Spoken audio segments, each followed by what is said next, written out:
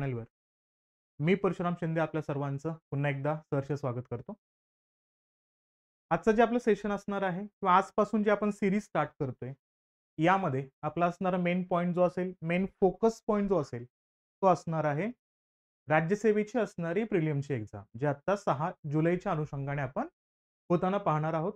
Exam थोडीशी postpone झाली, पण त्यासोबत पोस्ट सुद्धा वाढलेल्या आहेत आणि त्या अंतर्गत आपलं प्रिपरेशन कोणत्या लेव्हलपर्यंत आलेलं आहे, याची थोडीशी चाचपणी करण्यासाठी आपल्याला या सीरीजचा महत्त्व देणं गरजेचं आहे आणि तुम्हाला या रिव्हिजनमध्ये जे मुद्दे ॲड करायचे असतील, ते मुद्दे याच्यामध्ये ॲड करत जायचं आहे आणि एक वन शॉटच्या अंतर्गत आपल्याला या असणाऱ्या कंटेंटमधला जो करंट अफेअरचा पार्ट आहे, सब्जेक्टचा पार्ट आहे, तो याच्यासोबत कॅरी करणं अपेक्षित असणार आहे आणि त्याच्याच माध्यमातून आपण या संपूर्ण असणाऱ्या सीरीजमध्ये सेशन्समध्ये या ठिकाणी भर देणार आहोत, हे इथं लक्षात घ्यायचं आपलं. ठीक आहे.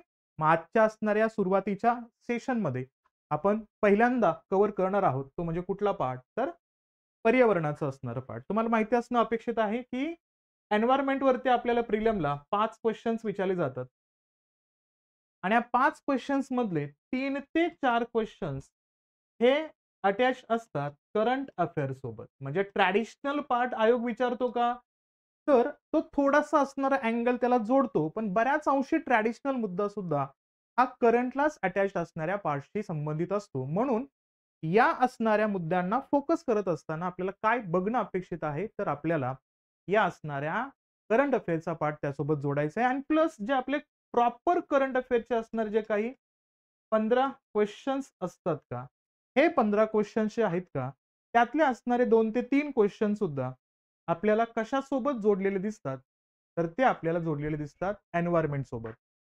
म्हणून दोन्ही असणाऱ्या पार्टचा विचार केला तर 5 ते 6 क्वेश्चन्स आपल्याला एन्व्हायर्नमेंटच्या अँगलनं त्या ठिकाणी आयोग विचारतो. तर त्या दृष्टिकोनातून आपल्याला या मुद्द्याकडे फोकस करणं गरजेचं असणार आहे. ठीक आहे. मग या असणाऱ्या एन्व्हायर्नमेंट अंतर्गत जवळपास आपण किती टॉपिक डिस्कस करणार आहोत, तर 100 प्लस असणारे टॉपिक याच्यामध्ये आपण डिस्कस करणार आहोत. म्हणजे जेणेकरून आपल्याला या सब्जेक्टशी संबंधित असणारा कोणताही पार्ट असेल, तर तो इझिली कव्हर होईल या अपेक्षेने असणारा हा मुद्दा याच्यामध्ये असेल. बरं, यासाठी मी काय-काय रेफरन्सेस यूज केलेले आहेत. तर यासाठी मी पी-आय-बीचा अतिशय महत्त्वपूर्ण असणारा कंटेंट याच्यामध्ये पिक केला. पी-आय-बीचे असणारे कंपायलेशन याच्यामध्ये आणलेलं आहे. सोबतच ऑल इंडिया रेडिओचे असणारे बरेचसे कंपायलेशन्स आहेत, ते मी याच्यामध्ये आणलेत.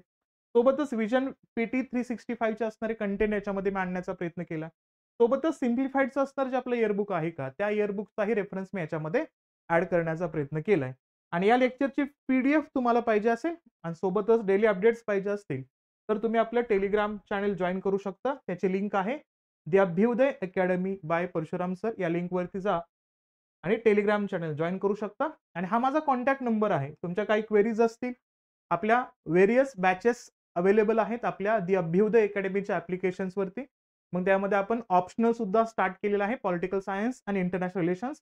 त्याच्याबद्दल क्वेरीज असतील तर तुम्ही या असणाऱ्या कॉन्टॅक्ट नंबरवरती कॉन्टॅक्ट करू शकता आणि तुमच्या असणाऱ्या क्वेरीज याच्यामध्ये सॉल्व्ह करू शकता. ठीक आहे. मग या असणाऱ्या 100 प्लस टॉपिक्सला कव्हर करायचंय एन्व्हायरमेंटच्या अंतर्गत, तर पहिल्या असणाऱ्या टॉपिकला आपण डिस्कस करायला स्टार्ट करूया. पहिला जो पार्ट आहे का मी याच्यामध्ये घेतलाय, तो म्हणजे क्लायमेट चेंज परफॉर्मन्स इंडेक्स 2024 चा. लक्षात काय घ्यायचं, एन्व्हायरमेंटच्या अँगलनं पाहिलं तर या असणाऱ्या ग्लोबमध्ये पृथ्वीवरती प्रत्यक्षात असणाऱ्या देशांमधलं कोलॅबोरेशन काय आहे आणि एन्व्हायरमेंट सिक्युअर करण्यासाठी प्रत्यक्षात देश काय करतायत आणि त्याचं मोजमाप कसं होतं, तर त्यासाठी एक सगळ्यात महत्त्वाचं प्रमाणक आहे, तो म्हणजे कुठला, तर क्लायमेट चेंज परफॉर्मन्स इंडेक्सचा उल्लेख येतो. आणि या इंडेक्सचा रेफरन्स पाहिला तर 2024च्या इंडेक्समध्ये भारत कितव्या रँकवरती आहे, तर भारत आहे 7व्या रँकवरती. म्हणजे भारताची कामगिरी ही ज्या देशांमध्ये दगडी कोळसा किंवा आपण बघितलं तर बायोफ्युएलच्या असणाऱ्या वापराची भूमिका जास्त आहे, असं असताना सुद्धा आपण काय करतोय, तर या ठिकाणी या असणाऱ्या क्लायमेटच्या अनुषंगाने जे काही मुद्दे परफॉर्म करणं गरजेचं आहे, त्याच्यामध्ये आपण चांगल्या पद्धतीने परफॉर्म करतोय. आणि तिथं आपलं असणारं स्थान कितवं आहे, 7वं आहे. आणि हवामान बदल कमी करण्याच्या उद्देशाने जागतिक प्रयत्नांमध्ये भारताची भूमिका उल्लेखनीय आहे, असा संदर्भ अधोरेखित केला जातोय. म्हणजे भारत 7th रँक येतोय, तर महत्त्वपूर्ण असणारी कामगिरी परफॉर्म करतोय. आणि या रिपोर्टच्या बाबतीमध्ये बोलायचं असेल, तर 2005 पासून हा दरवर्षी प्रकाशित होतो, हे लक्षात घ्यायचं. आणि सी-सी-पी-आय हा देशांच्या हवामान संरक्षणासाठी कार्यक्षमतेचा मागोवा घेण्यासाठी असणारी एक संस्था, एक स्वतंत्र निरीक्षण साधन म्हणून या ठिकाणी काम करताना दिसतो. आणि पाहिलं तर राष्ट्रीय, आंतरराष्ट्रीय हवामान धोरणामध्ये पारदर्शकता वाढवणे, वैयक्तिक देशांच्या हवामान संरक्षण प्रयत्नांची आणि प्रगतीची तुलना करणं, हा त्याचा महत्त्वपूर्ण असणारा काम आहे. बरं, हे कोणत्या देशाशी संबंधित आहे? हे जे ऑर्गनायझेशन आहे, ते कशा पद्धतीचं काम करतं? तर हा एक जर्मन वॉच आहे, जो एक प्रकारे न्यू क्लायमेट इन्स्टिट्यूट आणि क्लायमेट ॲक्शन नेटवर्क इंटरनॅशनलच्या माध्यमातून हा प्रकाशित होताना दिसतो. म्हणजे हा एक जर्मन वॉचडॉग आहे, ज्याच्या माध्यमातून जागतिक व्यवस्थेमधल्या असणाऱ्या गोष्टींवरती हा देखरेख ठेवतो हवामान बदलाच्या संदर्भामध्ये, आणि त्याच्याशी संबंधित असणारा हा रिपोर्ट या ठिकाणी मांडतो. आणि हा 63 देश आणि युरोपियन युनियनच्या हवामान शमन प्रयत्नांना सूचित करताना दिसतो, जो हरितगृह वायूच्या उत्सर्जनाच्या 90% जास्त असणारा भाग त्याच्यामध्ये इन्व्हॉल्व आहे. 63 देश आणि युरोपियन युनियन यांचं असणारं काउंटिंग या ठिकाणी हा करताना दिसतो. आणि आता जर बघितलं आपण त्या ठिकाणी, तर कार्यप्रदर्शन मॅट्रिक्सचा उल्लेख केला. जर काही आपण त्याच्या असणारे डाटा कलेक्ट करण्याचा प्रयत्न करत असू, तर सी-सी-पी-आय जो आहे ना, तो 4 प्रमुख श्रेणीमध्ये देशांचं इव्हॅल्युएशन करतो, मूल्यमापन करतो. मग कोणत्या असणाऱ्या 4 प्रमुख श्रेणींचा उल्लेख येतो? तर तो पहिल्यांदा बघतो हरितगृह वायूचा असणारा मुद्दा. म्हणजेच या ठिकाणी काय असेल, जे आपल्याला या ठिकाणी इम्पॅक्ट करणारे, पर्यावरणावरती इम्पॅक्ट करणाऱ्या असणाऱ्या या हरितगृहांच्या वायूंचं असणारं जे प्रमाण आहे का, उत्सर्जित होण्याचं प्रमाण, या जागतिक देशांच्या अंतर्गत किती आहे, त्याचं पहिल्यांदा काउंटिंग होतं. सोबत पाहिलं तर यांचं उत्सर्जन किती आहे, तर त्याच्याबद्दलचा असणारा इव्हॅल्युएशन करतो त्या देशासंदर्भामध्ये 40% डाटा त्याला दिला जातो. दुसरा आहे अक्षय ऊर्जेचा असणारा मुद्दा. रिन्युएबल एनर्जी किती प्रमाणामध्ये वापरलं जातं, त्यासाठी कोणकोणते स्रोत आहेत, त्यासाठीचं असणारं इव्हॅल्युएशनचं वेटेज दिलं जातं ते 20%. नंतर पाहिलं ऊर्जा वापर तो देश कोणकोणत्या रिसोर्सेसच्या माध्यमातून करतो, त्यासाठी गुण दिले जातात 20%. आणि हवामान धोरणाचा संदर्भ कसा आहे, त्या देशामध्ये हवामान धोरणं कशी ठरवली जातात आणि प्रत्यक्षात त्यातले असणारे बदलाचे मुद्दे कसे आहेत, त्यावरती असणारं वेटेज किती आहे, तर 20%. असं टोटल या ठिकाणी 100%चं वेटेज घेऊन या 4 प्रमुख श्रेणी अंतर्गत देशांचं मूल्यमापन केलं जातं. मग आता रिसेंटली झालेल्या या 2024च्या असणाऱ्या आकडेवारीचा उल्लेख केला, तर बरेचसे असणारे देश आहेत, जे या असणाऱ्या हवामान बदलाला खूप कमी प्रमाणामध्ये व्हॅल्यू देतात. पण त्यांच्या असणाऱ्या डेव्हलपमेंटला ते खूप जास्त महत्त्व देताना दिसतायत. अशा देशांच्या लिस्टचा उल्लेख केला तर आपल्याला दिसेल, तो खूप कमी प्रमाणामध्ये या ठिकाणी प्रयत्न करताना दिसतायत. तर त्यामध्ये आपल्याला या ठिकाणी अमेरिकन देशांचा उल्लेख येतो. मग अमेरिका असेल, कॅनडा असेल, त्यांचा रेफरन्स आहे. सोबतच बघितला तर युरेशियाचा उल्लेख येतो, म्हणजे रशिया आणि सेंट्रल एशियामधल्या असणाऱ्या देशांचाही उल्लेख याच्यामध्ये येतो. सोबत गल्फ कंट्रीजचाही उल्लेख याच्यामध्ये आहेतच. सोबत इराण, इराकचा असणारा पार्ट सुद्धा त्याच्यामध्ये चर्चेमध्ये येतो. सोबत काही आफ्रिकन देश पण आहेत, जे आपल्याला या ठिकाणी खूप कमी परफॉर्मन्स करताना दिसतात या असणाऱ्या इंडेक्सच्या अंतर्गत. मग थोडासा उल्लेख केला तर कोणत्याही देशाने सर्व इंडेक्स श्रेणीमध्ये खूप उच्च रेटिंग मिळवण्यासाठी पुरेशी कामगिरी केलेली नाही, हा असणारा रिपोर्ट सांगितला जातोय. आणि याच्यामध्ये पहिली 3 एकूण पदं रिक्त आहेत. म्हणजे पहिल्या 3 टॉप देशांच्या लिस्टमध्ये एकही देश नाहीये. हा महत्त्वपूर्ण मुद्दा लक्षात ठेवायचा, डायरेक्टली विचारला जाऊ शकतो. कारण जो पहिला देश आहे का, तो 4थ्या क्रमांकावर आहे आणि तो कोण आहे, तर तो आहे डेन्मार्क. लक्षात ठेवायचं, या असणाऱ्या सी-सी-पी-आय इंडेक्सच्या अंतर्गत नंबर 1 ला, पण पहिले 3 रँक सोडून 4th रँकला आहे, तो म्हणजे डेन्मार्क. आणि लक्षात घ्यायचं एस्टोनिया 5व्या स्थानावर आहे आणि फिलिपिन्स आहे अव्वल रँक अंतर्गत 6वं स्थान मिळवताना दिसतोय. का लक्षात घ्यायचं, डेन्मार्क 4th रँक आहे, एस्टोनिया 5th रँक आहे, फिलिपिन्स आपल्याला 6th रँक वरती पोहोचताना दिसतोय. हे इथं लक्षात घ्यायचं. आणि आपला जो इंडिया आहे का, तो इंडिया कुठल्या रँक वरती आहे, तर इंडिया दिसतोय आपल्याला 7th रँक वरती. म्हणून हे 4 नावं सुरुवातीच्या फेजमध्ये आपल्याला माहिती असणं अपेक्षित असणार आहे. मग थोडंसं भारताच्या रँकिंग बद्दल बोलायचं असेल ना, तर इथं या असणाऱ्या 2023 मध्ये ही रँकिंग होती भारताची 8th नंबरची. 8व्या क्रमांकावरून आपण आता 7व्या क्रमांकावर येतोय, म्हणजे प्रगती होती भारताची असणारी या इव्हॅल्युएशनच्या अंतर्गत. तो एक पार्ट लक्षात घ्यायचा. आणि या प्रमुख श्रेणी, ज्या 4 प्रमुख श्रेणी आहेत का, त्याच्यामध्ये भारत स्पेसिफिकली कसा रिएक्ट करतोय, कशा पद्धतीने हा मुद्दा येतोय, तर त्याचा उल्लेख करूया आपण इथं. पहिला संदर्भ येतोय तो म्हणजे हरितगृह वायूंचा ऊर्जेच्या वापरांबद्दल बघितलं तर भारत कितव्या नंबरवरती आहे या ठिकाणी, तर ग्रीन हाऊसेसच्या असणाऱ्या गॅसेस बद्दल भारत आहे 9व्या स्थानावरती आणि ऊर्जा वापरामध्ये भारत आहे 10व्या स्थानावरती. एवढ्या डेप्थ मध्ये कधी जात नाही आयोग, पण 2021 ला गेला होता आणि त्याच्याशी संबंधित डायरेक्टली फॅक्ट आणि त्या इव्हेंटशी संबंधित मुद्दे आयोगाने विचारले होते. मेन्सला जातो तर त्या अनुषंगाने सुद्धा आपल्याला माहिती असणं अपेक्षित असणार आहे. म्हणजे काय लक्षात ठेवायचं, या असणाऱ्या ग्रीन हाऊसेस गॅसेसच्या बाबतीमध्ये भारत 9 नंबरवरती आणि ऊर्जा वापरामध्ये भारत काय आहे तर 10व्या स्थानावर दिसतो. आणि याचं श्रेय मोठ्या प्रमाणात दरडोई कमी ऊर्जा वापराचा उल्लेख याच्यामध्ये येतोय. तो असणारा ऊर्जा वापर वाढवण्याच्या बद्दल सुद्धा बोललं जात आहे. सोबत पाहिलं तर या ठिकाणी ग्रीन हाऊसेस गॅसेस श्रेणीमध्ये देश हा 2°C पेक्षा कमी बेंचमार्क पूर्ण करण्याच्या मार्गावर आहे. मेन टार्गेट पॅरिस अग्रीमेंटच्या बाबतीमध्ये COP15च्या अंतर्गत जो मुद्दा मांडला गेलेला होता तोच असणारा पार्ट बघितला तर 1.5°C टार्गेट आहे, पण तो नंतर हळूहळू 2°C पर्यंत तरी किमान अचीव करावा हा असणारा संदर्भ जगभरामध्ये मांडला जातोय. मागच्या असणाऱ्या शतकभरा अंतर्गत हा असणारा प्रमाण वाढताना दिसतोय, त्यामुळे तो 2°C पर्यंत आलाय आणि भारत ते अचीव करण्याच्या मार्गामध्ये आहे हा उल्लेख याच्यामध्ये असेल. आणि सोबतच जी हवामानाची धोरणं भारत ठरवतोय आणि त्या धोरणामध्ये भारताचं स्थान कितवं आहे तर 10वं स्थान आहे. सोबतच नवीकरणीय ऊर्जाच्या असणाऱ्या वापराच्या बद्दल बोलायचं असेल तर या कामगिरीमध्ये भारत हा मध्यम श्रेणीमध्ये आहे आणि तो कितव्या स्थानावर गेलेला आहे 37व्या स्थानावर जाताना दिसतो. आणि जर बघितलं आपण तर तो CCPI 2023 मध्ये 24व्या स्थानावर होता. 24 वरनं तो खूप पाठीमागं फेकला गेला 37व्या स्थानावरती. कशामध्ये? नवीकरणीय ऊर्जा कॅटेगरीच्या अंतर्गत. पण टोटल ओव्हरऑल जर बघायचं असेल तर आपल्याला भारत कुठं दिसतोय तर 7th रँक वरती दिसतोय. आणि ते 7th रँक वरती येण्यापाठीमागं कारण काय असेल या ठिकाणी तर हरितगृह वायूचं उत्सर्जन असेल, ऊर्जेचा वापर असेल, सोबतच हवामानाच्या धोरणांचा उल्लेख असेल, या सगळ्यांचा संदर्भ याच्यामध्ये मांडला जातोय. म्हणून क्लायमेट चेंजच्या अनुषंगाने असणारा हा जो इंडेक्स आहे का तो इथं लक्षात ठेवणं अपेक्षित असणार आहे. मग याच्यामध्ये असणारा डेन्मार्क हा नंबर 4th वरती येऊन नंबर 1 चा आहे, कारण पहिले 3 रँक या ठिकाणी रिक्त आहेत. याचाही उल्लेख इथं लक्षात ठेवणं अपेक्षित असणार. ठीक आहे. नंतर चर्चेमध्ये येतो तो म्हणजेच कुठला असेल तर व्याघ्र गणनेचा उल्लेख. का महत्वपूर्ण आहे? प्रोजेक्ट टायगरच्या बाबतीमध्ये 50 वर्ष कंप्लीट केले. म्हैसूरच्या अनुषंगाने कर्नाटकामध्ये आपण काय केलं त्या असणाऱ्या इव्हेंटला सेलिब्रेट सुद्धा केलं आणि जगातल्या 75% वाघांचं निवासस्थान म्हणून भारताचा उल्लेख इथं करतो आपण. त्यामुळे या गोष्टींकडे लक्ष देणं गरजेचं आहे.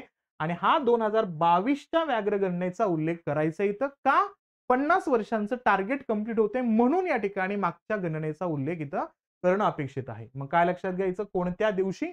जागतिक व्याघ्र दिनाचा उल्लेख याच्यामध्ये येतोय 29 जुलै 2023 ला अखिल भारतीय व्याघ्र अंदाज 2022 चा हा असणारा तपशीलवार अहवाल इथं प्रसिद्ध होताना दिसतोय. आणि कॅमेरा टॅपच्या मोजणीतून समोर आलेली वाघांची संख्या 3137 चा उल्लेख 67 उल्लेख येतोय आणि नॉन कॅमेरा ट्रॅपची आकडेवारी जाहीर करण्यात आली असून तिथं जर वाघांचा अंदाज पाहिला तर 3682 वाघ असल्याचा असणारा अंदाज या ठिकाणी मांडला जातोय. म्हणजे कॅमेरा आणि विदाऊट कॅमेरा असणारा जो काही सर्व्हिलन्स झालेला आहे का त्याच्यामध्ये वाघांचं काउंटिंग या ठिकाणी आपल्याला वेगवेगळं दिसतंय, तर तो पार्ट इथं लक्षात घ्यायचा. ठीक आहे साहेब लोक, सेशन जास्तीत जास्त विद्यार्थ्यांपर्यंत शेअर करा. चॅनलवरती नवीन असाल तर सबस्क्राईब करायला विसरू नका आणि लाईक नक्कीच करा सेशनला. ठीक आहे. आता हे जो रिपोर्ट आहे का तो रिपोर्ट डिक्लेअर कोण करतं, ती संस्था कोणती असेल तर लक्षात घ्यायचं भारतीय वन्यजीव संस्थेचा उल्लेख करायचा. आणि कितवी असणारी आवृत्ती आता 2022 ची तर ही असेल 5वी आवृत्ती आणि पहिली आवृत्ती कधीची आहे तर 2006 ची असणारी पहिली आवृत्ती आहे. लक्षात घ्यायचं. आणि वार्षिक वाढ किती आहे वाघांच्या संख्येच्या बाबतीमध्ये, म्हणून तर बिग कॅट अलायन्स हे भारतातच अनाउन्स होताना दिसतोय. त्यामुळे थोडासा मुद्दा इथं लक्षात घ्यायचा. 6.1% ची असणारी वार्षिक वाढ याच्यामध्ये दिसते. आणि या असणाऱ्या व्याघ्र गणनेसाठीचं प्राधिकरण कोण आहे त्याला म्हणायचं NTCA म्हणजे राष्ट्रीय व्याघ्र संवर्धन प्राधिकरण, जो दर 4 वर्षांनी ही व्याघ्र गणना करताना दिसतो आपल्याला. आणि थोडंसं महाराष्ट्रातील वाघांच्या संख्येचा उल्लेख केला तर ही संख्या आपल्याला उत्तरोत्तर वाढत जाताना दिसते. काय लक्षात घ्यायचं, 2006 मध्ये महाराष्ट्रातील वाघांची संख्या 103 होती, ती आता 2022 मध्ये 444 आहे. 2018 मध्ये 312 आहे, म्हणजे 312 वरनं आपण 444 पर्यंत जाताना पाहतोय. मग कधी कधी आयोग विधान टाकतो राज्यांच्या असणाऱ्या वाघांच्या संख्येच्या वाढत्या क्रमांच्या अनुषंगाने, मग तिथं आपल्या महाराष्ट्राचं नाव आपल्याला लक्षात घेणं अपेक्षित असेल. आणि सर्वाधिक वाघाच्या संख्येबद्दल बोलायचं असेल तर मध्य प्रदेशामध्ये 785 आहे, कर्नाटकामध्ये 563 आहे, उत्तराखंड नंबर 3 ला 560 आहे, नंबर 4 ला आपला महाराष्ट्र आहे, 444 चा उल्लेख याच्यामध्ये लक्षात ठेवायचा. आणि जगातील 75% वाघ हे भारतात आहेत. आणि नागपूरला आपण काय म्हणतो तर देशाची व्याघ्र राजधानी म्हणून त्याचा उल्लेख करताना बघतो आपण. आणि जेव्हा जेव्हा भारतीय असणाऱ्या वाघांच्या संख्येबद्दल बोलायचं असेल तेव्हा लक्षात काय घ्यायचं, आता 2022च्या आकडेवारीनुसार 3682 वाघांची संख्या इथं बघतो आपण, जी 2006 ला 1411 या संख्येमध्ये होती. त्याचा उल्लेख आपल्याला इथं लक्षात घेणं अपेक्षित असणार आहे. आणि जेव्हा जेव्हा आपण भारताच्या अंतर्गत वाघांच्या डेन्सिटी बद्दल बोलतो ना, तेव्हा तेव्हा आपल्याला हे भाग लक्षात ठेवायचे. मध्य भारत, शिवालिक टेकड्या आणि गंगेच्या मैदानात वाघांच्या संख्येत लक्षणीय वाढ होताना दिसते. कोणकोणते मुद्दे? मध्य भारताचा मुद्दा म्हणजेच काय लक्षात घ्यायचं आपल्याला, की बागेलखंड, बुंदेलखंडचा असणार एरिया, छोटा नागपूरचा पठार या झोन मधनं आपल्याला कॅरी होताना दिसत आहेत. शिवालिक टेकड्याचा असणार संदर्भ, गंगेच्या मैदानात वाघांच्या संख्येमध्ये वाढ होते. पण लक्षात घ्या, पश्चिम घाटात स्थानिक पातळीवरती असणारी ही घट या ठिकाणी दिसते आपल्याला. म्हणजे पश्चिम घाटातल्या असणाऱ्या घटीचा संदर्भ याच्यामध्ये आपल्याला येतो, हे लक्षात घ्यायचं. सोबतच पाहिलं तर मिझोराम असेल, नागालँड, झारखंड, गोवा, छत्तीसगड आणि अरुणाचल प्रदेश या राज्यांमध्ये आपल्याला वाघांची संख्या ही चिंताजनक अवस्थेमध्ये जाताना दिसते. म्हणजे जिथं प्रगती चांगली नाहीये तर त्या असणाऱ्या राज्यांचा उल्लेख लक्षात घ्यायचा. तेव्हा सिस्टर्स जे कंटिन्युअसली चर्चेमध्ये राहतात, नॉर्थ ईस्टच्या असणाऱ्या राज्यांचाही उल्लेख त्याच्यामध्ये आहे. म्हणून मिझोराम, नागालँड, झारखंड, गोवा आणि छत्तीसगडचा उल्लेख येतो याच्यामध्ये. आता मास्टर पॉलिटिक्स असल्या कारणाने याच्यामध्ये एक मुद्दा ऑटोमॅटिकली येतोच, तो म्हणजे इनर लाईन परमिट. हा इनर लाईन परमिटचा उल्लेख केला तर यासाठी ब्रिटिशांनी कायदा आणला होता 1873 ला. बेंगॉल फ्रंटियर ऍक्टचा असणारा उल्लेख येतो याच्यामध्ये. म्हणजे या असणाऱ्या राज्यामध्ये, नॉर्थ ईस्ट असणाऱ्या राज्यांतर्गत आपल्याला, ते पण काही स्पेसिफिकच आहे, त्या ठिकाणी जायचं असेल तर आपल्याला हे परमिट घ्यावं लागतं. आणि जर तुम्ही परकीय देशाचे नागरिक आहात आणि जर तुम्हाला भारतामध्ये येऊन ह्या असणाऱ्या राज्यांमध्ये जायचं असेल तर तुम्हाला लागतो प्रोटेक्टेड एरिया परमिट. तर तुम्ही मला सांगणार आहात या नॉर्थ ईस्ट मधल्या असणाऱ्या 4 राज्यांची नावं ज्या ठिकाणी इनर लाईन परमिट आहे. आणि प्लस सगळ्यात महत्वाचा मुद्दा, जो अक्साई चीनच्या असणाऱ्या जवळचा जो एरिया आहे का, लाईन ऑफ ऍक्च्युअल कंट्रोल, तिथल्या असणाऱ्या लोकेशन मधला एक लोकेशन पँगॉंग सू लेक, त्याला सुद्धा या कॅटेगरीमध्ये टाकलेला आहे इनर लाईन परमिटचा. तोही मुद्दा आपण लक्षात ठेवतोच. फक्त तुम्ही मला हे 4 राज्यांची नावं सांगणार आहात जिथं काय आहे इनर लाईन परमिटचा उल्लेख आपण करतो, हे लक्षात घ्यायचं आपल्याला. कोणता ऍक्ट आहे?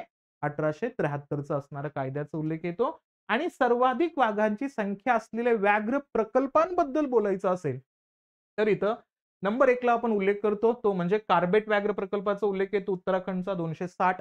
नंतर बांदीपूर आहे कर्नाटकामधला असणारा 150. नंतर आहे नागरहोल कर्नाटकातलाच 141. नंतर आहे बांधवगड 135 आहे मध्य प्रदेशातला. नंतर आहे दुधवा उत्तर प्रदेश 135 संख्येचा उल्लेख आपण याच्यामध्ये बघतो. या असणाऱ्या प्रकल्पांच्या अनुषंगाने आपल्याला ही कामगिरी होताना दिसते, हेही लक्षात घ्यायचं.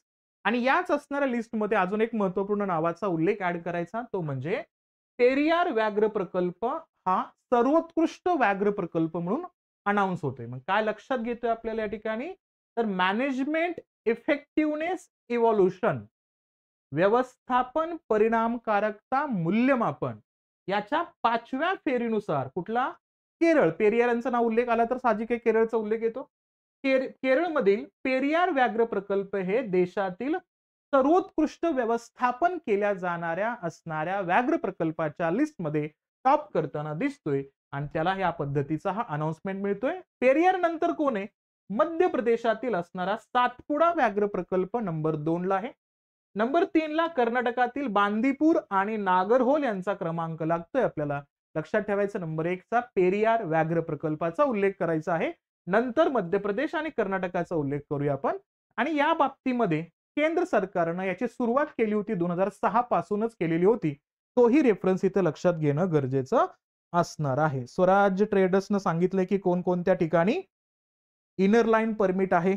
स्वराज म्हणतायत बघा काय म्हणतात ते म्हणतात की मास्तर नागालँड आहे, त्रिपुरा आहे, झारखंड आहे, हिमाचल प्रदेश आहे असं ते म्हणतायत. ठीक आहे, मी सांगून टाकतो, लक्षात ठेवा, कारण याच्यावरती प्रश्न येण्याची शक्यता दाट आहे. कारण इनर लाईन परमिट खूप चर्चेमध्ये आहे. स्वतःची असणारी सांस्कृतिक किंवा संस्कृती जतन करण्यासाठी, स्वतःचं असणार वेगळेपण किंवा विविधता टिकवण्यासाठी हा कायदा आणलेला होता. आणि त्या अनुषंगाने कोणकोणत्या राज्यांचा उल्लेख येतो, तर पहिलं नाव आहे अरुणाचल प्रदेशचा उल्लेख या ठिकाणी करायचा. दुसऱ्या नावाचा उल्लेख करायचा या ठिकाणी कोणता, तर आहे नागालँड. तिसरा उल्लेख करायचा या ठिकाणी कोणता, तर आहे मिझोराम. आणि चौथ्या नावाचा उल्लेख करायचा तो आहे मणिपूर. लक्षात ठेवायचं सगळ्यात लास्टला कोणता असणारा राज्य याच्यामध्ये ऍड झाला होता, तर तो राज्य या ठिकाणी मणिपूर. हे लक्षात ठेवायचं. म्हणजे अगोदरचे 3 नावं कोणते, अरुणाचल प्रदेश, नागालँड, मिझोराम आणि मणिपूरच्या नावाचा उल्लेख इथं लक्षात ठेवणं अपेक्षित असणार आहे. ठीक आहे, विचारलं जातो. आणि त्याच्यामध्ये कोणता आता नवीन ऍड करायला सांगितलं 2022च्या अनुषंगाने पाहिलं तर पँगॉंग सू लेक जो आहे का, म्हणजे कुठला असणार एरिया, जो लाईन ऑफ ऍक्च्युअल कंट्रोल आहे ना, अक्साई चीन आणि आपल्या भारताच्या अनुषंगाने लडाखच्या असणाऱ्या एरियामध्ये आपल्याला लोकेटेड दिसतोय, तर त्या अनुषंगाने हा मुद्दा इथं लक्षात ठेवायचा. ठीक आहे, बरं, तिथलाच असणार एक शंकुला पास चर्चेमध्ये आहे. तर तो कशासाठी चर्चेमध्ये आहे हे तुम्ही मला सांगणार आहात कमेंट बॉक्समध्ये. कुठला शंकुला पास खूप चर्चेमध्ये आहे. तो चायनाच्या एका रेकॉर्डला तोडून जगातला असणारा पहिला किंवा जगातला असणारा त्या असणाऱ्या इव्हेंट मधला पहिला रँकचा असणारा तो स्टेटस स्वतःचा क्रिएट करणार आहे. तर काय आहे ते तुम्ही मला कमेंट बॉक्समध्ये सांगितलं तर अति उत्तम होऊन जाईल. त्यामुळे हे लक्षात ठेवायचं कशा पद्धतीचा असणार पार्ट याच्यामध्ये येतोय. आणि पेरियार व्याघ्र प्रकल्पाचा उल्लेख इथं लक्षात घेऊया. ठीक आहे, यासोबतच उल्लेख केला तर प्रोजेक्ट टायगर 50 वर्ष पूर्ण करतोय. हा आणला बघितलं तर आपण बघितलं तर 9 एप्रिल 2023 मध्ये म्हैसूर या ठिकाणी परिषद आयोजित करण्यात आली. आणि आपले पीएम मोदींच्या हस्ते 50 रुपयांच्या नाण्याचं सुद्धा इथं प्रकाशन करण्यात आलं. आणि 44 मिली गोलाकार आणि 35 ग्रॅम वजनाचं नाणं केंद्र सरकारच्या हैदराबाद येथील असणाऱ्या टाकसाडी अंतर्गत हे तयार करण्यात आलं होतं. आणि 50 रुपयांच्या नाण्यामध्ये 50% चांदी आहे, 40% तांबा आहे आणि 5% निकेल आणि जस्त आहे. डायरेक्टली विचारलं जाईल प्रोजेक्ट टायगरच्या अनुषंगाने, जसं आपण आपल्या असणाऱ्या पार्लमेंटरी बिल्डिंग वरती एम्ब्लम जे स्थापन केलं का, त्याच्यावरती जे धातूचा संचय त्या ठिकाणी आपल्याला विचारला जातो, त्यामध्ये 4 सिंहाचा असणारा रेफरन्स जो विचारला जातो का, तसाच एक अँगल आपल्याला इथं विचारला जाऊ शकतो. मग त्याच्यामध्ये 50% चांदी आहे, 40% तांबे आहे, तर 5% हा निकेल आणि जस्तचं मिश्रण आहे. हे इथं लक्षात घेणं आपल्याला अपेक्षित असणार आहे. आणि थोडंसं नरेंद्र मोदी यांनी काय केलं, अमृत काल का विजन फॉर टायगर कन्झर्वेशन हे पुस्तक सुद्धा प्रकाशित केलेलं आहे. आपण जे अमृतकाल अनाऊन्स करतोय कंटिन्युअसली या असणाऱ्या भारताच्या 100 इयर्सच्या असणाऱ्या स्वातंत्र्याला सेलिब्रेट करण्यासाठी 2047च्या अनुषंगाने, तर त्यासाठी हा पुस्तक सुद्धा इथं आपण रिलीज करतोय. लक्षात घ्यायचं, अमृत काल का विजन फॉर टायगर कन्झर्वेशन हा मुद्दा इथं लक्षात ठेवणं अपेक्षित असणार आहे. आणि थोडंसं टायगर प्रोजेक्टचा उल्लेख केला, प्रोजेक्ट टायगरचा, तर त्याचा इतिहासाचा उल्लेख करायचा असेल तर 1 एप्रिल 1973 मध्ये केंद्र सरकार आणि तत्कालीन पंतप्रधान इंदिरा गांधी यांनी WWFच्या असणाऱ्या सहकार्याच्या माध्यमातून प्रोजेक्ट टायगर सुरू केला होता. वर्ल्ड वाईल्ड लाईफच्या अनुषंगाने असणारा हा पार्ट याच्यामध्ये येतोय. आणि याला काय करायचं होतं, वाघांच्या संवर्धनासोबतच त्यांना नैसर्गिक अधिवासाचं संरक्षण द्यायचंय. आणि त्यासाठी सुरुवातीला 14,000 चौरस किलोमीटर परिसरावर 9 व्याघ्र प्रकल्पांचा समावेश केला होता. आणि हे 9 व्याघ्र प्रकल्प आसाम, बिहार, कर्नाटक, मध्य प्रदेश, महाराष्ट्र, ओडिशा, राजस्थान, उत्तर प्रदेश, पश्चिम बंगाल या राज्यामध्ये आपल्याला दिसतात. आणि सध्या 75,000 म्हणजे 14,000 चौरस किलोमीटर वरनं आपण ते किती एक्सटेंड केलेलं आहे, 75,000 चौरस किलोमीटर, म्हणजे देशाच्या भौगोलिक क्षेत्राच्या किती आहे, 2.3% असणारा पार्ट याच्यामध्ये येतोय. हे लक्षात घ्यायचं. आणि महत्वपूर्ण संदर्भ याच्यामध्ये काय असेल तर 54 व्याघ्र प्रकल्प आहेत. आणि उत्तराखंडच्या असणाऱ्या जिम कार्बेट राष्ट्रीय उद्यानाला पहिला व्याघ्र प्रकल्प होण्याचा मान मिळालाय. कुठलं लक्षात ठेवायचं? उत्तराखंडच्या असणाऱ्या जिम कार्बेट. आता आपण वाघांची संख्या जास्त पण तिथंच पाहिली होतं ना, म्हणून उत्तराखंडच्या असणाऱ्या जिम कार्बेट राष्ट्रीय उद्यानाला पहिल्या असणाऱ्या व्याघ्र प्रकल्पाच्या अनुषंगाने आपण याला अनाऊन्स करतोय. आणि स्वातंत्र्याच्या वेळी देशात 40,000 वाघ होते, परंतु शिकारीमुळे 1970 पर्यंत ही संख्या 2,000च्या खाली गेली. जसे आपण चीता, एशियन चीता, इंडियन चीताचा उल्लेख जेव्हा करतो आपण, तेव्हा त्याच्या असणाऱ्या नामशेष होण्याचा जो रेफरन्स आहे का, 1951-52 मध्ये आपल्याला ते नामशेष होताना दिसले. तिथंच या असणाऱ्या वाघांच्या प्रमाणाला सुद्धा शिकारीमुळे हे कमी होत जाताना आपण बघतो. आणि म्हणून 1970 मध्ये जेव्हा international union for conservation of nature म्हणजे IUCN वाघांना धोक्यात असलेल्या प्रजातींना अनाऊन्स केलं, त्यानंतर भारतानं प्रत्यक्षात 1972 मध्ये वाघांची गणना केली आणि तेव्हा 1800 वाघ शिल्लक होते. मग 1800 वाघांवरनं आपण आता 3500 वाघांपर्यंत गेलोय. हे खूप मोठी संख्या अचीव करतोय. हे लक्षात घेणं आपल्याला अपेक्षित असणार आहे. का? कारण जागतिक व्यवस्थेच्या अनुषंगाने 75% वाघाचा उल्लेख आपण भारतामध्ये करतोय, हे लक्षात घ्यायचं. यासोबत काय करतोय आपण, तर यासोबत 2005 मध्ये टायगर टास्क फोर्सच्या असणाऱ्या शिफारशीनुसार राष्ट्रीय व्याघ्र संवर्धन प्राधिकरणाची स्थापना करण्यात आली. कशाची? NTCA ची स्थापना करण्यात आली. आणि एम्स्ट्रिपल्स म्हणजे monitoring system for tigers intensive protection and ecological status या अनुषंगाने त्याची स्थापना होताना दिसते. म्हणजे वाघांच्या संवर्धन आणि संगोपनाच्या अनुषंगाने असणारा हा पाठ या ठिकाणी येतो. मला पटकन तुम्ही कमेंट बॉक्स मध्ये उत्तर देऊ शकता का? मी वाघांच्या संवर्धन संगोपनाबद्दल बोलत असेल तर DPSP मधल्या कोणत्या कलमाला इथं स्टेट लागू करतोय ते मला तुम्ही सांगण्याचा प्रयत्न करा. मग तो कलम 48 मध्ये आहे का, तो कलम 49 अंतर्गत या ठिकाणी येतोय, हे तुम्हाला सांगायचं आहे. कुठलं सांगतोय मी? वाघांच्या म्हणजेच रेफरन्स येते प्राण्यांच्या संवर्धन संगोपनाबद्दल बोलतोय. मी 2च आर्टिकल दिले. त्या 2 आर्टिकलच्या अनुषंगाने कोणतं आर्टिकल इथं उपयोगात येते ते तुम्ही मला सांगण्याचा प्रयत्न करा. ठीक आहे. आणि मेळघाट व्याघ्र प्रकल्प बघितलं तर महाराष्ट्र राज्यात घोषित करण्यात आलेला तो पहिला व्याघ्र प्रकल्प आहे, तोही लक्षात ठेवा. आंतरराष्ट्रीय व्याघ्र दिन हा दरवर्षी 29 जुलैला अनाऊन्स होतो. आणि 2010 मध्ये रशियातील सेंट पीटर्सबर्ग या ठिकाणी टायगर समिट मध्ये पहिल्यांदा 13 व्याघ्र श्रेणीतील देश TX2 तयार करण्यासाठी एकत्र आले होते. आणि या दिनाची स्थापना म्हणून या ठिकाणी आपल्याला काय लक्षात घ्यायचंय? आंतरराष्ट्रीय व्याघ्र दिन. आणि 2022 पर्यंत जंगलातील वाघांची संख्या दुप्पट करण्याचं टार्गेट होतं, जे ऑलरेडी आपण 4 वर्ष अगोदरच त्या ठिकाणी कंप्लीट करताना बघतो. म्हणजे हा रेफरन्स आपला 2018 मध्येच कंप्लीट झाला होता. अनाऊन्स केला आपण 2020 मध्ये, म्हणजे अनाउन्समेंट केली आपण 2 वर्ष अगोदरच. तोही रेफरन्स इथं लक्षात घेणं अपेक्षित असणार आहे. मुद्दा चर्चेमध्ये राहतो, त्यामुळे लक्षात ठेवणं अपेक्षित असणार आहे. आणि सोबत उल्लेख केला तर तोच आहे इंटरनॅशनल बिग कॅट अलायन्स. कुठला? इंटरनॅशनल बिग कॅट अलायन्सचा उल्लेख केला तर जुलै 2019 मध्ये पंतप्रधान मोदींनी आशियातील अवैध शिकार आणि वन्यजीव व्यापाराला कठोरपणे आळा घालण्यासाठी जागतिक युतीची मागणी केली. आणि त्यानुसार 9 एप्रिल 2023 डेट लक्षात ठेवायची, 9 एप्रिल 2023 ला इंटरनॅशनल बिग कॅट्स अलायन्सची स्थापना झाली. आणि IBCA जगातील असणाऱ्या मांजर कुळातील वाघ, सिंह, बिबट्या, हिमबिबट्या, प्युमा, जगवार आणि चित्ता या 7 प्रजातींच्या या मांजर कुळातील असणाऱ्या 7 प्रजातींच्या संवर्धनावरती लक्ष केंद्रित करतोय. आणि जागतिक गटामध्ये 97 देशांचा असणारा समावेश याच्यामध्ये दिसतोय. आणि नेपाळ या असणाऱ्या आंतरराष्ट्रीय बिग कॅट्स अलायन्सचा असणारा संस्थापक सदस्य नुकताच बनलेला आहे. प्युमा आणि जगवार वगळता 5 बिग कॅट्स आढळणारा भारत हा जगातला एकमात्र देश आहे. कोण वगळता? प्युमा आणि जगवार वगळता 7 मांजर कॅटेगरी मधल्या असणाऱ्या प्राण्यांमध्ये 5 असणाऱ्या कॅटेगरीज भारतामध्ये आढळतात. त्यामुळे या असणाऱ्या इव्हेंटच्या अनुषंगाने भारताचा उल्लेख इथं करणं आपल्याला अपेक्षित असेल. ठीक आहे.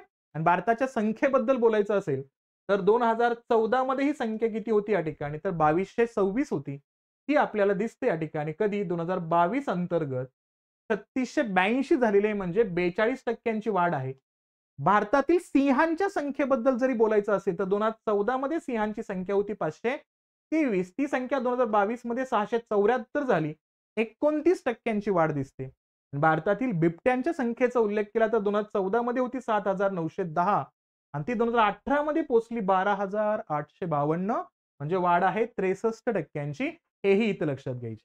आणि याच्यासोबत या बिग 7 कॅटच्या बाबतीमध्ये उल्लेख केला तर याच्या असणारी जी काय IUCNच्या असणारी स्थिती जर उल्लेख केला तर काय काय आहे ते पण लक्षात ठेवूया. सिंह पाहिला तर तो असुरक्षित कॅटेगरीमध्ये येतो. बिबट्या सुद्धा असुरक्षित कॅटेगरीमध्ये येतो. जाग्वार सुद्धा निकट असुरक्षित कॅटेगरीमध्ये येतो. चित्ता असुरक्षित, प्युमा निकट असुरक्षित, बिबट्या निकट असुरक्षित आणि वाघ हा चिंताजनक या कॅटेगरीमध्ये आपल्याला या ठिकाणी ऍड होताना दिसतात. तर तोही रेफरन्स इथं लक्षात घेणं अपेक्षित असणार आहे. ठीक आहे.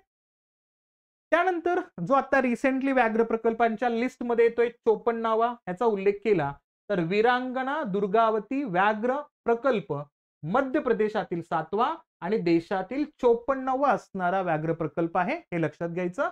काना, बांधवगड, सातपुडा, पेंच, पना आणि संजय डुबरी हे मध्य प्रदेश मधले असणारे इतर व्याघ्र प्रकल्प आहेत. त्याच्यामध्ये असणारा हा 7वा वीरांगना दुर्गावती व्याघ्र प्रकल्पाचा उल्लेख लक्षात घ्यायचा. आणि हा जो प्रकल्प आहे का तो सागर, दमोह, नरसिंगपूर जिल्ह्यात पसरलेला आहे. आणि या प्रकल्पाचा उल्लेख केला तर 1414 चौरस किलोमीटर क्षेत्र हा कोर एरियामध्ये आहे आणि 925.12 चौरस किलोमीटर क्षेत्र हा बफर झोन मध्ये समाविष्ट होताना दिसते आपल्याला. हेही लक्षात घेणं अपेक्षित आहे. आणि राष्ट्रीय व्याघ्र संवर्धन प्राधिकरणानं मध्य प्रदेशातील नौरादेही आणि वीरांगना दुर्गावती अभयारण्याचा समावेश करून 7व्या व्याघ्र प्रकल्पाला परवानगी दिली. म्हणजे 2 असणाऱ्या एरियाज कंपाईल होत आहेत. कोणते? नौरादेही आणि वीरांगना दुर्गावती अभयारण्याचा उल्लेख याच्यामध्ये येतोय. हे इथं लक्षात ठेवणं गरजेचं आहे आपल्याला. आणि हा क्षेत्रफळाच्या अनुषंगाने त्या राज्यातील सर्वात मोठा व्याघ्र प्रकल्प सुद्धा ठरतोय. हेही आपल्याला लक्षात घेणं अपेक्षित असणार आहे. ठीक आहे. नंतर चर्चेमध्ये आहे ढोलपूर करौली व्याघ्र प्रकल्पाचा उल्लेख. मग काय? राष्ट्रीय व्याघ्र संवर्धन प्राधिकरणानं राजस्थान मधील असणाऱ्या करौली तरमाथुरा ढोलपूर अभयारण्य ढोलपूर करौली व्याघ्र प्रकल्प म्हणून मान्यता देण्यात आलेली आहे. म्हणजे नावाचा उल्लेख काय आहे, कोणत्या अधिकारांचा समावेश या ठिकाणी वाढवला जातोय तर त्या अनुषंगाने राजस्थानचा उल्लेख लक्षात घ्यायचा. मग रणथंबोर असेल, करिस्का असेल, मुकुंद्रा हिल्स आणि रामगढ विषधारी यांच्या नंतरचा राज्यातला हा 5वा व्याघ्र प्रकल्प आहे. हाही मुद्दा लक्षात ठेवा. आणि देशात 54व्या व्याघ्र प्रकल्पाबद्दल बऱ्याच ठिकाणी गोंधळ टाकणारी माहिती आहे. मात्र राष्ट्रीय व्याघ्र संवर्धन प्राधिकरणाच्या वेबसाईटनुसार हा वीरांगना दुर्गावती हा 54वा व्याघ्र प्रकल्प आहे. तो इथं लक्षात ठेवायचा आपल्याला. आणि जर पाहिलं आपण तर वीरांगना दुर्गावती असणारा प्रकल्प हा सप्टेंबर 2023 मध्ये तर ढोलपूर करौली हा 28 सप्टेंबर 2023 मध्ये अधिसूचित करण्यात आला होता. म्हणून 54-55च्या असणाऱ्या संख्येचा उल्लेख केला. तर ही दोन्ही नावं आपल्याला माहिती असणं अपेक्षित असणार आहे. ठीक आहे. त्यानंतर जागतिक वारसा स्थळांबद्दल हेरिटेज साइट्स बद्दल मुद्दा चर्चेमध्ये राहिला आहे. त्यामध्ये बघत असताना 2 स्थळांना या असणाऱ्या जागतिक वारसा दर्जा अंतर्गत या ठिकाणी अनाउन्समेंट होताना दिसते. आणि ते अनाउन्समेंट कधी आहे तर 18 सप्टेंबर 2023 मध्ये पश्चिम बंगालमधील शांती निकेतनचा आणि 19 सप्टेंबरला कर्नाटकातील असणाऱ्या बेलूळ, हळेबीड आणि सोमनाथपुरा येथील असणाऱ्या होयसळ मंदिरचा असणारा उल्लेख या समूहाला या ठिकाणी हेरिटेज साइटच्या अंतर्गत लिस्ट करताना आपण बघतो. काय रेफरन्स आहे? सौदी अरेबियातील असणारा रियाध. कुठं अनाउन्समेंट झाली? सौदी अरेबियामध्ये झालेले आहे. सौदी अरेबिया का महत्वाचं आहे? कारण हा सौदी अरेबिया गल्फ कंट्रीच्या अनुषंगाने भारताच्या स्पोर्ट्सला त्या देशामध्ये प्रमोट करण्यासाठी खूप जास्त प्रयत्न करतोय. सोबतच फास्टेस्ट ग्रोईंग इकॉनॉमी मध्ये भारताला टफ फाईट देणाऱ्या देशांच्या लिस्टमध्ये आपण सौदी अरेबियाचं नाव बघतो. याच सौदी अरेबियानं IPL ची असणारी बोलणी सुद्धा या ठिकाणी करताना दिसतोय आणि त्यांना प्रत्यक्षात रकमेचा सुद्धा उल्लेख या ठिकाणी करताना दिसतोय. म्हणून सौदी अरेबिया खूप गरजेचा आहे.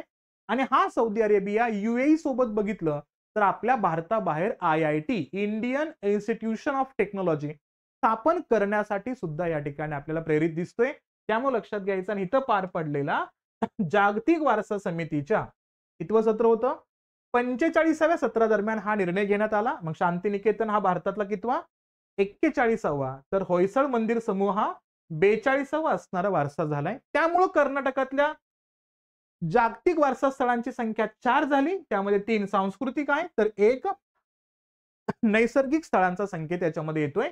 आणि या वारसा स्थळांमध्ये बघितलं कर्नाटकामध्ये, तर विजयनगर काळातील असणारा हम्पी येथील स्मारकाचा समूह आहे. सोबतच पटाडकल येथील असणाऱ्या चालुक्यांच्या काळातील मंदिरे आणि पश्चिम घाट यांचा समावेश आहे. आणि पश्चिम बंगालच्या बाबतीमध्ये बघायचं असेल तर ही स्थळांची संख्या झाली 3. कर्नाटकामध्ये झाली 4, पश्चिम बंगालमध्ये झाली 3. हा रेफरन्स इथं लक्षात घेणं अपेक्षित असेल. आणि यापूर्वी सुंदरबन राष्ट्रीय उद्यान आणि भारताची पर्वतीय रेल्वे दार्जिलिंग पश्चिम बंगाल आणि निलगिरी तामिळनाडू हा असणारा दर्जा यांना देण्यात आलेला होता. तिथं आता 3रा पश्चिम बंगाल मधल्या असणाऱ्या या शांतिनिकेतनच्या नावाचा उल्लेख येतोय, हे इथं लक्षात घ्यायचं. आणि जेव्हा आपण भारताबद्दल बोलतो तेव्हा लिस्टमध्ये संख्या होते किती या ठिकाणी, तर 42 होत आहेत. याच्यामध्ये नैसर्गिक 7 आहेत, मिश्र 1 आहे आणि सांस्कृतिक 34 आहेत. आणि जेव्हा आपण जागतिक स्थळांच्या संख्येबद्दल बोलतो तर 1999 संख्या दिसते आपल्याला. त्याच्यामध्ये मिश्र किती आहेत, तर 39 आहेत. नैसर्गिक किती आहेत, तर 227 आहेत. आणि सांस्कृतिक असणारे ठिकाणी किती आहेत, तर 933 सांस्कृतिकचे असणारे आपल्याला साइट्स दिसतात. लक्षात घ्यायचं. आणि थोडासा उल्लेख हा सुद्धा प्रश्न विचारून झालाय ऑलरेडी. सर्वाधिक वारसा स्थळे असणाऱ्या देशांच्या लिस्टमध्ये पाहिलं, इटली 59 आहे नंबर 1 ला, चीन 57 आहे, जर्मनी आणि फ्रान्स दोन्ही सेम आहेत 52, स्पेन 50 आहे आणि आपला भारत 42 आहे. या लिस्टमध्ये भारत 6 नंबर वरती दिसतोय आपल्याला. पण जर काउंट केलं या ठिकाणी दोघांना एकाच कॅटेगरीमध्ये तर आपला 5th नंबर वरती जातोय. म्हणून या असणाऱ्या संख्येचा उल्लेख इथं लक्षात घ्यायचा. आणि थोडंसं या साइट बद्दल बोलायचं असेल तर थोडक्यात माहिती लक्षात घ्यायचं. होयसळ मंदिराचा उल्लेख केला तर तो 10व्या शतकापासून 14व्या शतकापर्यंत बांधण्यात आलेला आहे. आणि तो पश्चिम चालुक्यांच्या अधिपत्याखाली प्रांतीय राज्यपाल म्हणून घराणेशाहीची सुरुवात करताना आपल्याला हा असणारा मुद्दा निर्माण होताना दिसला. म्हणजे चालुक्यांचा आणि चोल यांचं पतन झाल्यानंतर होयसळांनी स्वतःला शासक म्हणून घोषित केलं. आणि त्या असणाऱ्या भूमिकेतून आपल्याला हे मंदिरांच्या निर्मितीचा संदर्भ दिसतोय. आणि सुरुवातीला बेलूर येथे आणि त्यानंतर हळेबीडू, ज्याला आपण द्वार समुद्र म्हणतायत, या ठिकाणी होयसळांची राजधानी होती. राजधानीचा असणारा मूळ संदर्भ कुठं होतं त्या ठिकाणी, बेलूरला. आणि त्यानंतर तो हळेबीडू द्वार समुद्रामध्ये जाताना दिसतोय. आणि भगवान विष्णूला समर्पित असणारा चेन्नकेश्वर मंदिर पराक्रमी होयसळ राजा विष्णुवर्धननं 1117च्या कालखंडामध्ये याचं असणारं कार्य सुरू केलेलं होतं. आणि 1268 मध्ये याचा उल्लेख केला तर सोमनाथपुरा या ठिकाणी केशव मंदिर होयसळ राजा नरसिंह तिसराचा सेनापती सोमनाथनं बांधलेलं होतं. म्हणजे हे सगळे 11-12व्या असणाऱ्या शतकांतर्गत आपल्याला या असणाऱ्या मंदिरांच्या कन्स्ट्रक्शनचा मुद्दा दिसतोय.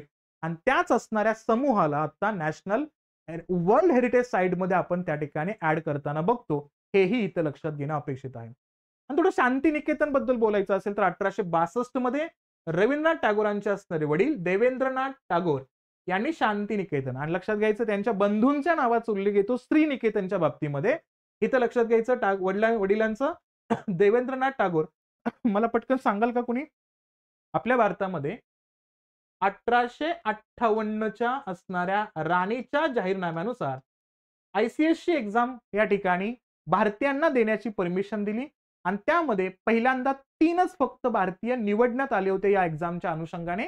आणि त्यानंतर डायरेक्टली भारतीय कधी निवडायला सुरुवात होतात तर 1926 नंतर ली कमिशनच्या माध्यमातून, जेव्हा 1926 ला आपल्या भारतामध्ये UPSC स्थापन झाला त्यानंतर भारतीयांची नावं दिसतात. पण ह्या कालखंडामध्ये फक्त 3 नावं होती. तर त्यामधलं एक नाव टागोरांच्याच असणाऱ्या बंधूंचं आहे. तर तुम्ही मला सांगणार आहात या सिव्हिल सर्व्हिसेस अंतर्गत क्वालिफाय करणाऱ्या पहिल्या भारतीय टागोरांचं नाव तुम्ही मला सांगणार आहात. म्हणून थोडंसं नावाचा उल्लेख इथे येतोय म्हणून हा प्रश्न केलाय मी तुम्हाला. देवेंद्रनाथ टागोरांनी शांतिनिकेतन नावाचा आश्रम स्थापन करण्याचा निर्णय घेतला. आणि या ध्यान धारणेसाठी अनुकूल वातावरणामुळे देवेंद्रनाथ यांनी असणारा भूबंडगा नावाच्या या भागाचं नामकरण शांतिनिकेतन केले. म्हणजे शांतिनिकेतन ज्या ठिकाणी आहे त्याचं मूळ नावाचा उल्लेख केला भूबंडगा, हे नाव लक्षात घ्यायचं या ठिकाणी. आणि 1901 मध्ये टागोरांनी ब्रह्मचारी आश्रम मॉडेलवर आधारित या असणाऱ्या शाळेची स्थापना केली. जो नंतर भविष्यामध्ये विश्व भारती विद्यापीठामध्ये आपल्याला विकसित होताना दिसलेला आहे, हे हित लक्षात घेणं गरजेचं. Very good Swaraj. सत्येंद्रनाथ टागोरांच्या नावाचा उल्लेख येतो. पहिले असणारे सिव्हिल सर्व्हिसेस अंतर्गत क्वालिफाय जाणाऱ्या विद्यार्थ्याच्या नावाचा उल्लेख आपण इथं करतो. ठीक आहे. सोबतच पॅलेस्टाईन मधील जागतिक वारसा स्थळ मधून कोणता, जेरिको या प्राचीन वेस्ट बँक शहराजवळची असणारी प्रागैतिहासिक अवशेषांची असणारी यादी संयुक्त राष्ट्र समितीने 2023 रोजी मतदानात घेतले आणि हा भूभाग सध्या इस्रायलच्या ताब्यात आहे. युनेस्को ही संस्था पॅलेस्टीन आणि इस्रायलमध्ये पक्षपात करत असल्याचा आरोप सुद्धा याच्यामध्ये होतोय. त्यामुळे हा चर्चेमध्ये आहे. लक्षात घ्यायचं, पॅलेस्टाईन मधल्या असणाऱ्या जागतिक वारसा स्थळाच्या अंतर्गत कोणता, जेरिको या प्राचीन वेस्ट बँक शहराचा उल्लेख याच्यामध्ये येतोय. अर्जेंटिनाची राजधानी बघितलं तर या ठिकाणी ब्युनस आयर्स मध्ये एकेकाळी या ठिकाणी छळछावणी म्हणून वापर होत असणाऱ्या वास्तूला जागतिक वारसा स्थळाचा दर्जा देण्यात आलाय. कुठला, अर्जेंटिना. चला तुमच्यापैकी कोणी मला कमेंट मध्ये सांगाल का, अर्जेंटिना रिसेंटली 1 जानेवारी 2024 ला एका ग्रुपमध्ये, एका जागतिक संघटनेमध्ये सहभागी होणार होता, पण तिथून त्यानं बॉयकॉट केला, म्हणजे तिथून तो आउट झाला, बाहेर पडला अमेरिकेच्या प्रेशरमुळे. तर तो कोणत्या ग्रुपमध्ये जॉईन होणार होता आणि तिथून तो बाहेर पडला, हे मला कमेंट बॉक्समध्ये सांगितलं तर अजून जास्त उत्तम होऊन जाईल. अर्जेंटिनातला असणारा जर बघितलं तर 1974 ते 1983 या हुकुमशाहीच्या काळात वस्तुत नागरिकांना डांबण्याचा असणारा संदर्भ याच्यामध्ये होता. त्यालाच आता या असणाऱ्या हेरिटेज साईटच्या अंतर्गत लिस्टमध्ये आपण आणताना बघतो. हे हित लक्षात घेणं अपेक्षित असणार आहे. ठीक आहे. जागतिक वारसा समितीच्या अधिवेशनाचा उल्लेख केला 2023चा. तर तिथंच हे अनाउन्समेंट झालेलं आहे. 45व्या क्रमांकाची एडिशन होती. रियाद सौदी अरेबियामध्ये झालं. कालावधीचा उल्लेख केला 10 ते 25 सप्टेंबर 2023. या अधिवेशनामध्ये 42 नवीन स्थळांचा वारसा यादीत समावेश करण्यात आलाय आणि त्यामध्ये 33 सांस्कृतिक 9 नैसर्गिक स्थळांचा समावेश आहे. मूळतः 2022 मध्ये कझान रशिया या ठिकाणी अधिवेशन होणार होते, पण या युद्धजन्य परिस्थितीमुळे तो कुठं या ठिकाणी हलवण्यात आला, रियाद सौदी अरेबियामध्ये आपल्याला आता कंप्लीट होताना दिसतोय. 42 नवीन असणारे ठिकाणे याच्यामध्ये ऍड झालेले आहेत, हे इथं लक्षात घ्यायचं. ठीक आहे.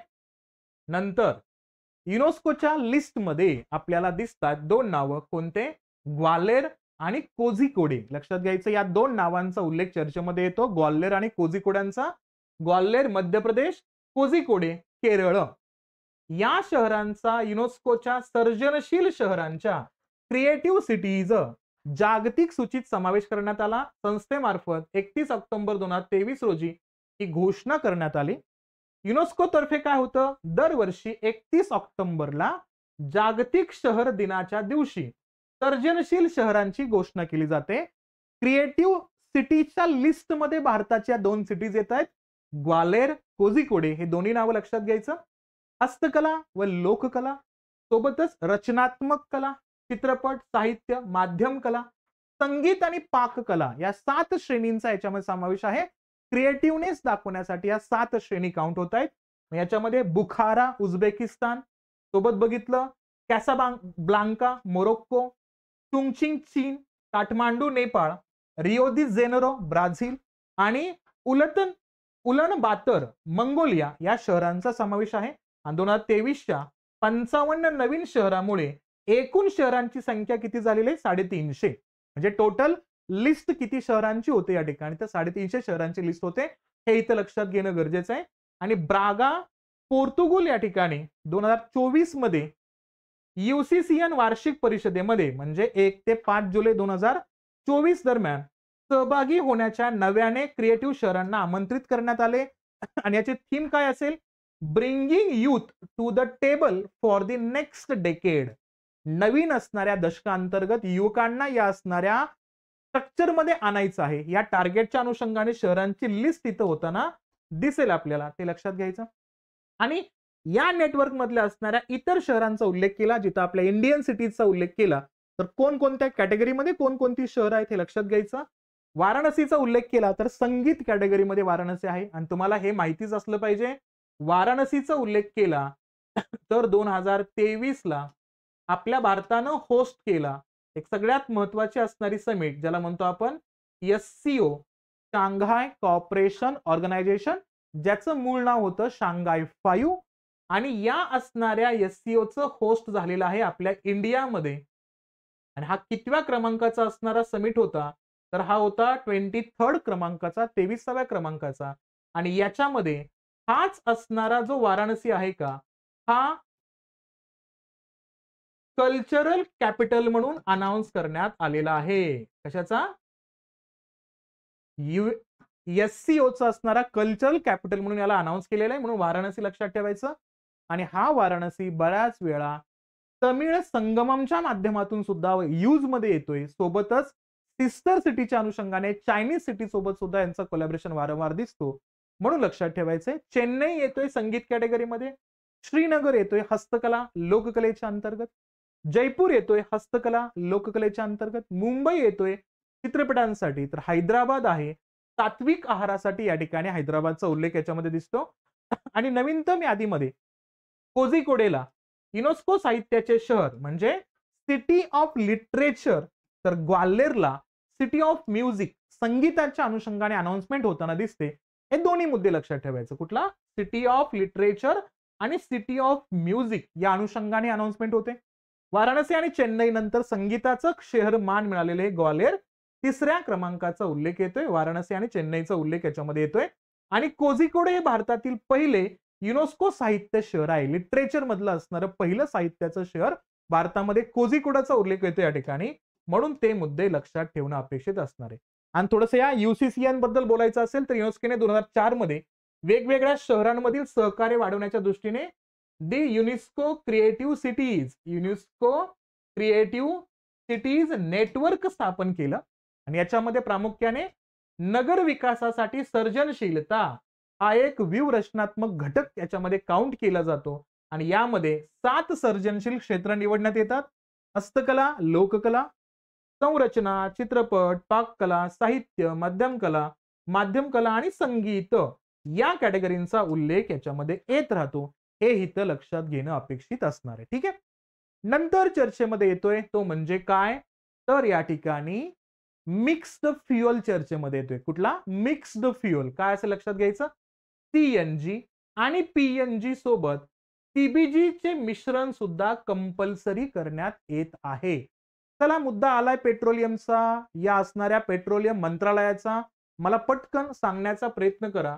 तुम्ही सर्वांनी ऐकलं सुद्धा असेल E20. तुम्ही जेव्हा नवीन गाडी घ्यायला जाता, आता सध्याला BS6चं मॉडेल सुरू आहे, त्याच्या असणाऱ्या टाकीवरतीच तुम्हाला E20 कॅपेबल व्हेइकल असं नाव दिसतं. तर हा जो इथेनॉल ब्लेंडिंगचा असणार जे काय 20% आपल्याला अचीव करायचं आहे का, तो अचीव आपल्याला कोणत्या इयर पर्यंत करायचं हे मला कमेंट बॉक्स मध्ये सांगा. ते आपल्याला 2025 पर्यंत करायचंय, 2030 पर्यंत करायचंय, 2047 पर्यंत करायचंय का आता 2024 पर्यंत करायचंय, हे तुम्ही मला सांगणार आहे. ठीक आहे.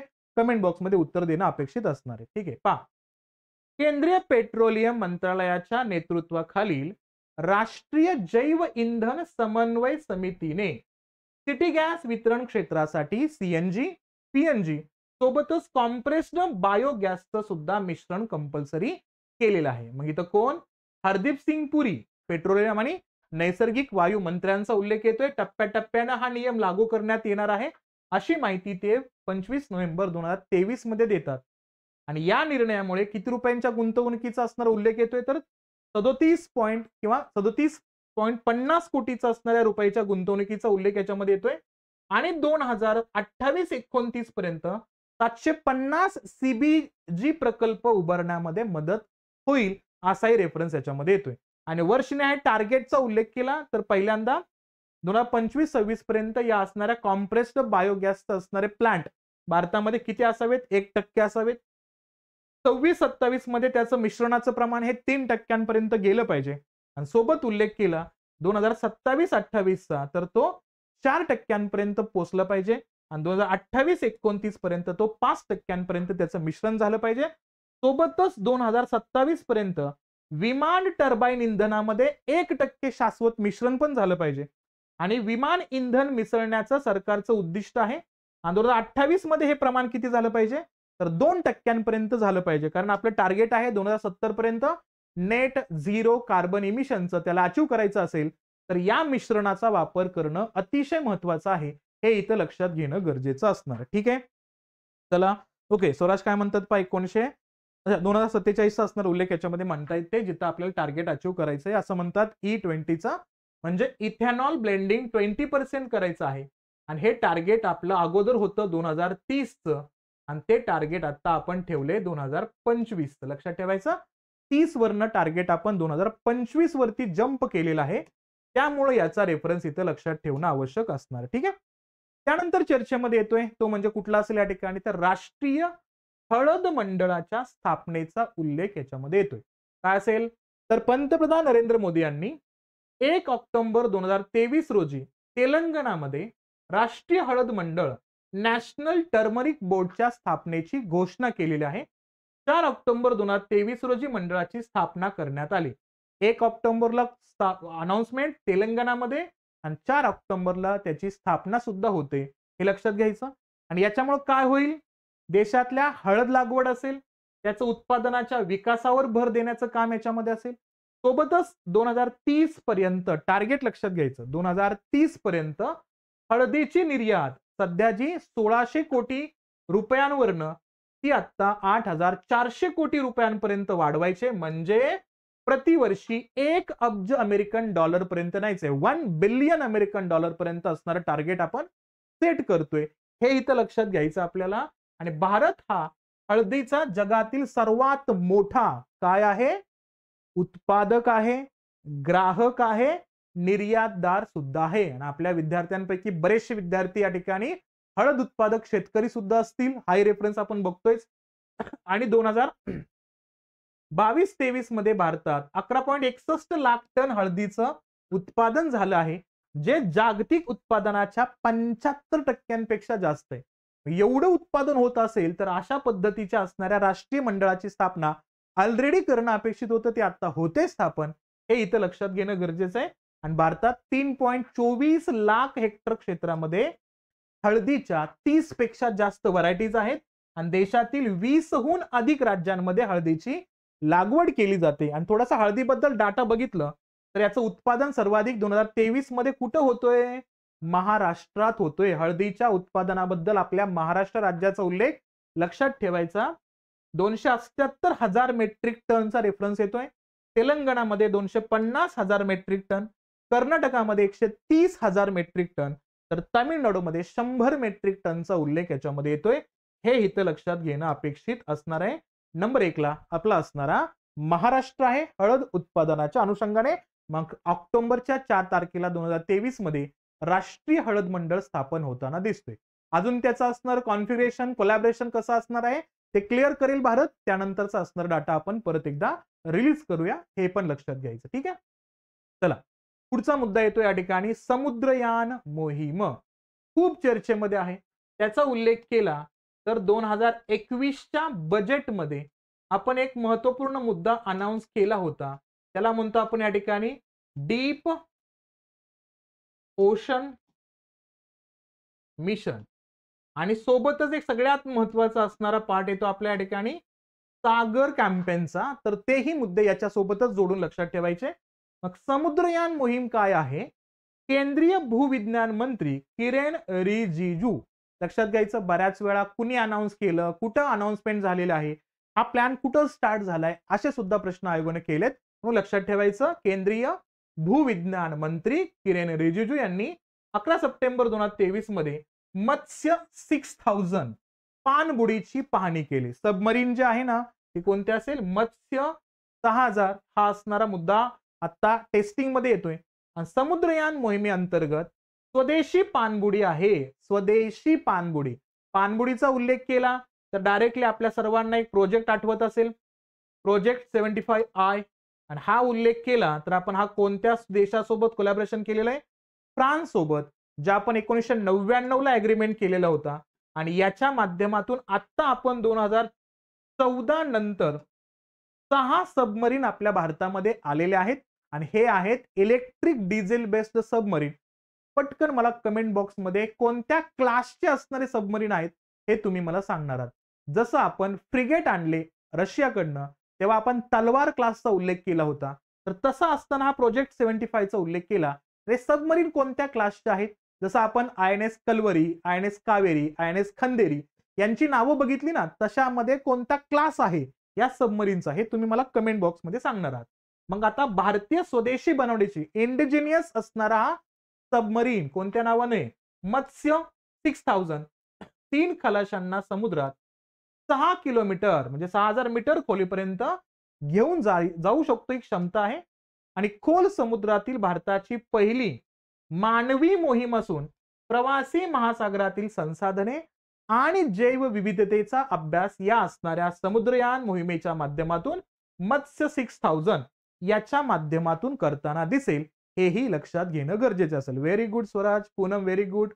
INS कलवरीचा उल्लेख याच्यामध्ये करतो आपण, या क्लासचा रेफरन्स आपण बघतो. गुड. आता या मत्स्य 6000 चा उल्लेख केला तर याची वैशिष्ट्ये काय आहेत?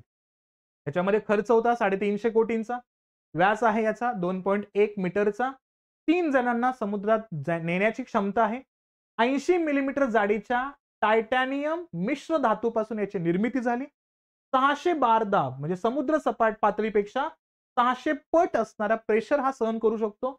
समुद्रामध्ये कॅपॅसिटी किती आहे त्याची सस्टेन करून राहण्याची? तर 12 ते 16 तास राहू शकतो. ऑक्सिजनचा पुरवठा किती तासांपर्यंत पुरू शकतो? तर 96 तासापर्यंत पुरू शकतो. आणि आतापर्यंत किती देश हे अचीव करताना दिसतात त्या ठिकाणी? फक्त खूप नॉमिनल देश आहेत. मग इथं अमेरिका, रशिया, जपान, फ्रान्स आणि चीन अशा मानवी पाणबुड्यांची निर्मिती करताना दिसत आहेत. मग यानंतरचा असणारा आपला 6वा देश भारत होतोय, हे लक्षात घ्यायचं. नॅशनल इन्स्टिट्यूट ऑफ ओशन टेक्नॉलॉजीच्या संशोधकांकडनं सब मर्सिबलची असणारी निर्मिती या ठिकाणी होताना दिसते, तो लक्षात घ्यायचा. आणि मी आता सांगितलं 2021च्या बजेटमध्ये अनाउन्समेंट झाला होता कुठला? Deep ocean mission. आणि टार्गेट होतं किती रकमेचा? 4000 कोटी. आता ती रक्कम वाढली किती? 4077 कोटी झाली. अगोदरचं टार्गेट होतं किती? तर 3 वर्षांचं होतं. ते आता टार्गेट वाढवलं आणि टार्गेट किती केलं? 5 वर्ष. दोन्ही लक्षात ठेवायचा. बजेटमध्ये अनाउन्समेंट झालेली रक्कम 4000 कोटी, टार्गेट किती वर्षांचं होतं? 3 वर्षांमध्ये अचीव करायचे. आणि डीप ओशन मध्ये म्हणजे समुद्राच्या असणाऱ्या गर्भामध्ये जाऊन त्याचा असणारे रिसर्च करायचे, त्यासाठी याचा उपयोग केला होता. आणि याच्याच माध्यमातून आपण चेन्नईपासून अंदमान निकोबार पर्यंत फायबर ऑप्टिकल केबल टाकून आपण अंदमान निकोबार मध्ये इंटरनेट ऍक्सेस करण्याचा प्रयत्न सुद्धा करतोय, हेही लक्षात घ्यायचं. आणि झालाय एक्झॅक्टली अंदाजित खर्च आता किती काउंट करतोय आपण? 4000च अप्रॉक्सिमेटली म्हणू शकतो आपण, पण 4077 कोटी आहे. आणि किती वर्षांचं टार्गेट आहे? 5 वर्षांसाठी. आणि याचा असणारा उद्दिष्ट काय याच्यामध्ये? संसाधनांसाठी खोल महासागराचा शोध घेणे, टेक्नॉलॉजी डेव्हलप करणे, या गोष्टींचा उल्लेख आहे. आणि ब्ल्यू इकॉनॉमी या असणाऱ्या सरकारच्या उपक्रमामध्ये याचा उल्लेख केला जाणार आहे, ते इथं लक्षात ठेवणं अपेक्षित असणार आहे. ठीक आहे. त्यानंतर चर्चेमध्ये आहे आपल्या राज्याचा असणारा राज्य मासा. काय लक्षात घ्यायचं? सिल्वर पापलेट. कशाचा? सिल्वर पापलेटला राज्य माशाचा दर्जा दिला जातोय. जेव्हा जेव्हा असा दर्जा असतो तेव्हा तेव्हा प्रश्न नक्कीच असतो महाराष्ट्र राज्याच्या संबंधामध्ये. राज्याचं मत्स्य व्यवसाय मंत्री सुधीर मुनगंटीवार यांनी किसान क्रेडिट कार्डवरील राष्ट्रीय परिषदेचे औचित्य साधून 4 सप्टेंबर 2023 रोजी सिल्वर पाम्पलेट हा राज्य मासा म्हणून घोषित केला. सप्टेंबर 2023 मध्ये अनाउन्समेंट होती. कोण करतायत अनाउन्समेंट? राज्याचे मत्स्य व्यवसाय मंत्री सुधीर मुनगंटीवार करतायत, हे लक्षात घ्यायचं. आणि या जातीच्या माशाचं संवर्धन व्हावं आणि त्याची असणारी पैदास वाढावी, यासाठी सरकारचं हे पाऊल आहे, हे इथं लक्षात घेणं अपेक्षित असणार आहे. आणि या सिल्वर पाम्पलेट बद्दल थोडी माहिती घ्यायची असेल तर मुंबई जवळी सातपाटी किनारा भागात हा मोठ्या प्रमाणात आढळतो. याची स्थानिक नावं कोणकोणती आहेत? पापलेट आहे, सरंगा आहे, चांदवा आहे. हा प्रामुख्याने कोणत्या किनारपट्टी भागामध्ये दिसतो? गुजरात, महाराष्ट्राच्या किनारी भागामध्ये दिसतो. रुपेरी, पांढरा आणि काळा अशा 3 रंगामध्ये आपल्याला सापडतो. आणि हा प्लवंकावर जगतात, समुद्री प्लवंकाचा उल्लेख याच्यामध्ये येतो. आणि मादी एका हंगामात सुमारे 1.5 लाख अंडी घालू शकते. आणि फेब्रुवारी नंतर हे मासे दक्षिणेकडे स्थलांतर करायला सुरुवात करतात. मासे स्वादिष्ट चव, पौष्टिक मूल्यांसाठी प्रसिद्ध आहेत. आणि कोणत्या जिल्ह्याचा उल्लेख येतोय? पालघर जिल्ह्याच्या सागरी क्षेत्रात या पापलेट मोठ्या प्रमाणात आढळतात. तर पालघरचा उल्लेख आलाय म्हणजे मास्तरने एक प्रश्नाचा रेफरन्स त्या ठिकाणी आलाच पाहिजे. तुम्हाला सांगायचं आहे या असणाऱ्या पालघरमध्ये कोणत्या आदिवासी ट्राइब्सची असणारी नावं या ठिकाणी खूप जास्त गरजेचे आहेत, म्हणजे हे आदिवासी जे ट्रायबल्स आहेत का हे या ठिकाणी राहतात. कुठं? पालघरच्या बाबतीमध्ये उल्लेख या ठिकाणी करतोय. मला त्यांची नावं पटकन तुम्ही सांगणार आहात. ठीक आहे, लक्षात घ्यायचं, या क्षेत्राला गोल्डन बेल्ट म्हणून सुद्धा प्रसिद्ध आहे. महाराष्ट्र राज्य मत्स्य विभागाने सिल्वर पाम्पलेटचे महत्व जाणून ऑक्टोबर 2022 मध्ये टपाल तिकीट सुद्धा इथं प्रदर्शित करताना दिसतात.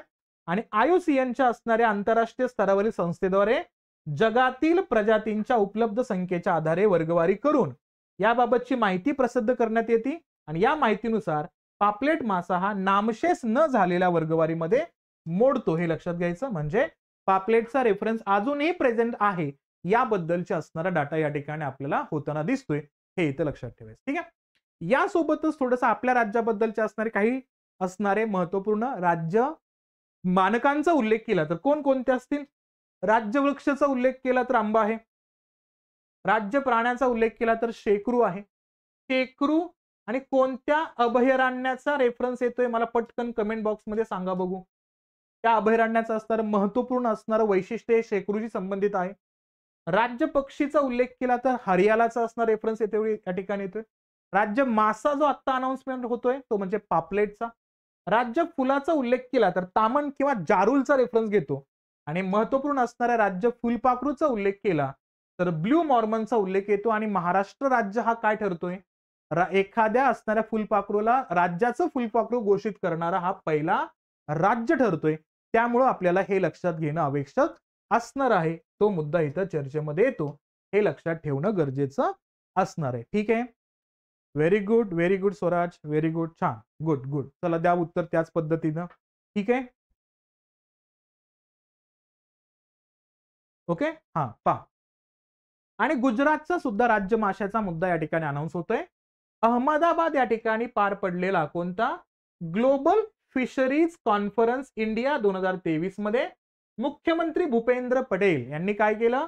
21 नोव्हेंबर 2023 ला घोल मासा, लक्षात घ्यायचं, ब्लॅक स्पॉटेड क्रॉकर याला राज्य मासा म्हणून घोषित केलेला आहे.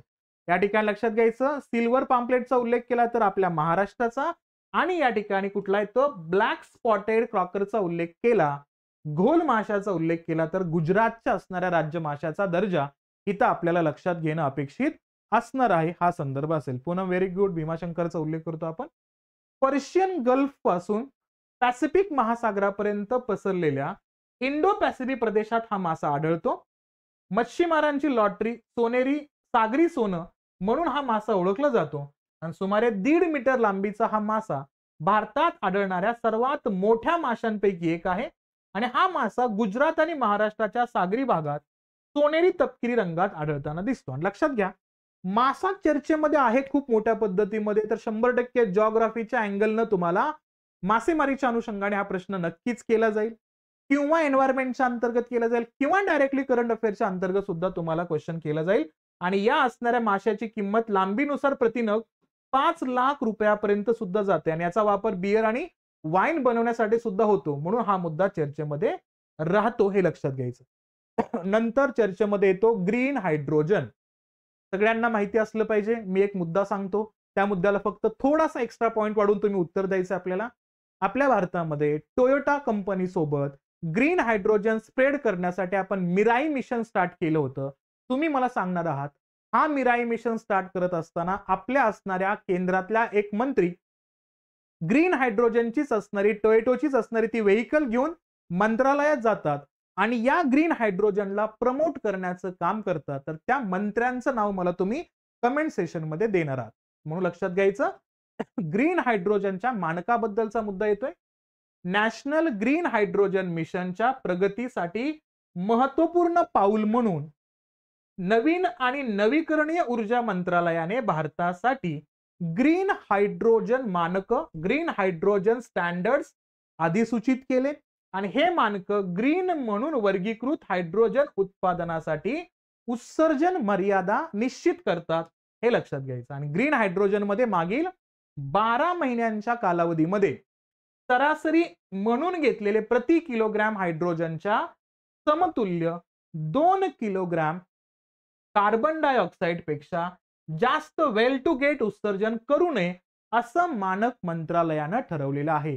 काय स्टँडर्डायझेशन मुद्दा ठरवलाय हे लक्षात ठेवायचं. काय किती ग्रीन हायड्रोजन मध्ये मागील 12 महिन्यांच्या कालावधीत सरासरी म्हणून घेतलेले प्रति किलोग्रॅम हायड्रोजनच्या समतुल्य प्रत्येक हायड्रोजनच्या परीनं किती 2 किलोग्राम कार्बन डायऑक्साईड पेक्षा जास्त वेल टू गेट असणारं मानक असता कामा नये. हा असणारा स्टँडर्डाइज मुद्दा या ठिकाणी निश्चित होतोय. हे इथं लक्षात घ्यायचंय. Poonam Swaraj very good. नितीन गडकरी साहेबांच्या नावाचा उल्लेख करतो आपण. टोयोटोच्या असणाऱ्या कंपनी सोबतचा कोलॅबोरेशनचा पार्ट याच्यामध्ये येतोय. हे लक्षात घ्यायचं. ठीक आहे. सोबत पाहिलं वेल टू गेट उत्सर्जनामध्ये जल प्रक्रिया, इलेक्ट्रोलिसिस, वायू शुद्धीकरण, कोरडे करणे, हायड्रोजनचे कॉम्प्रेशन्स समाविष्ट करणे या सगळ्यांचा असणारा समावेश याच्यामध्ये होतो.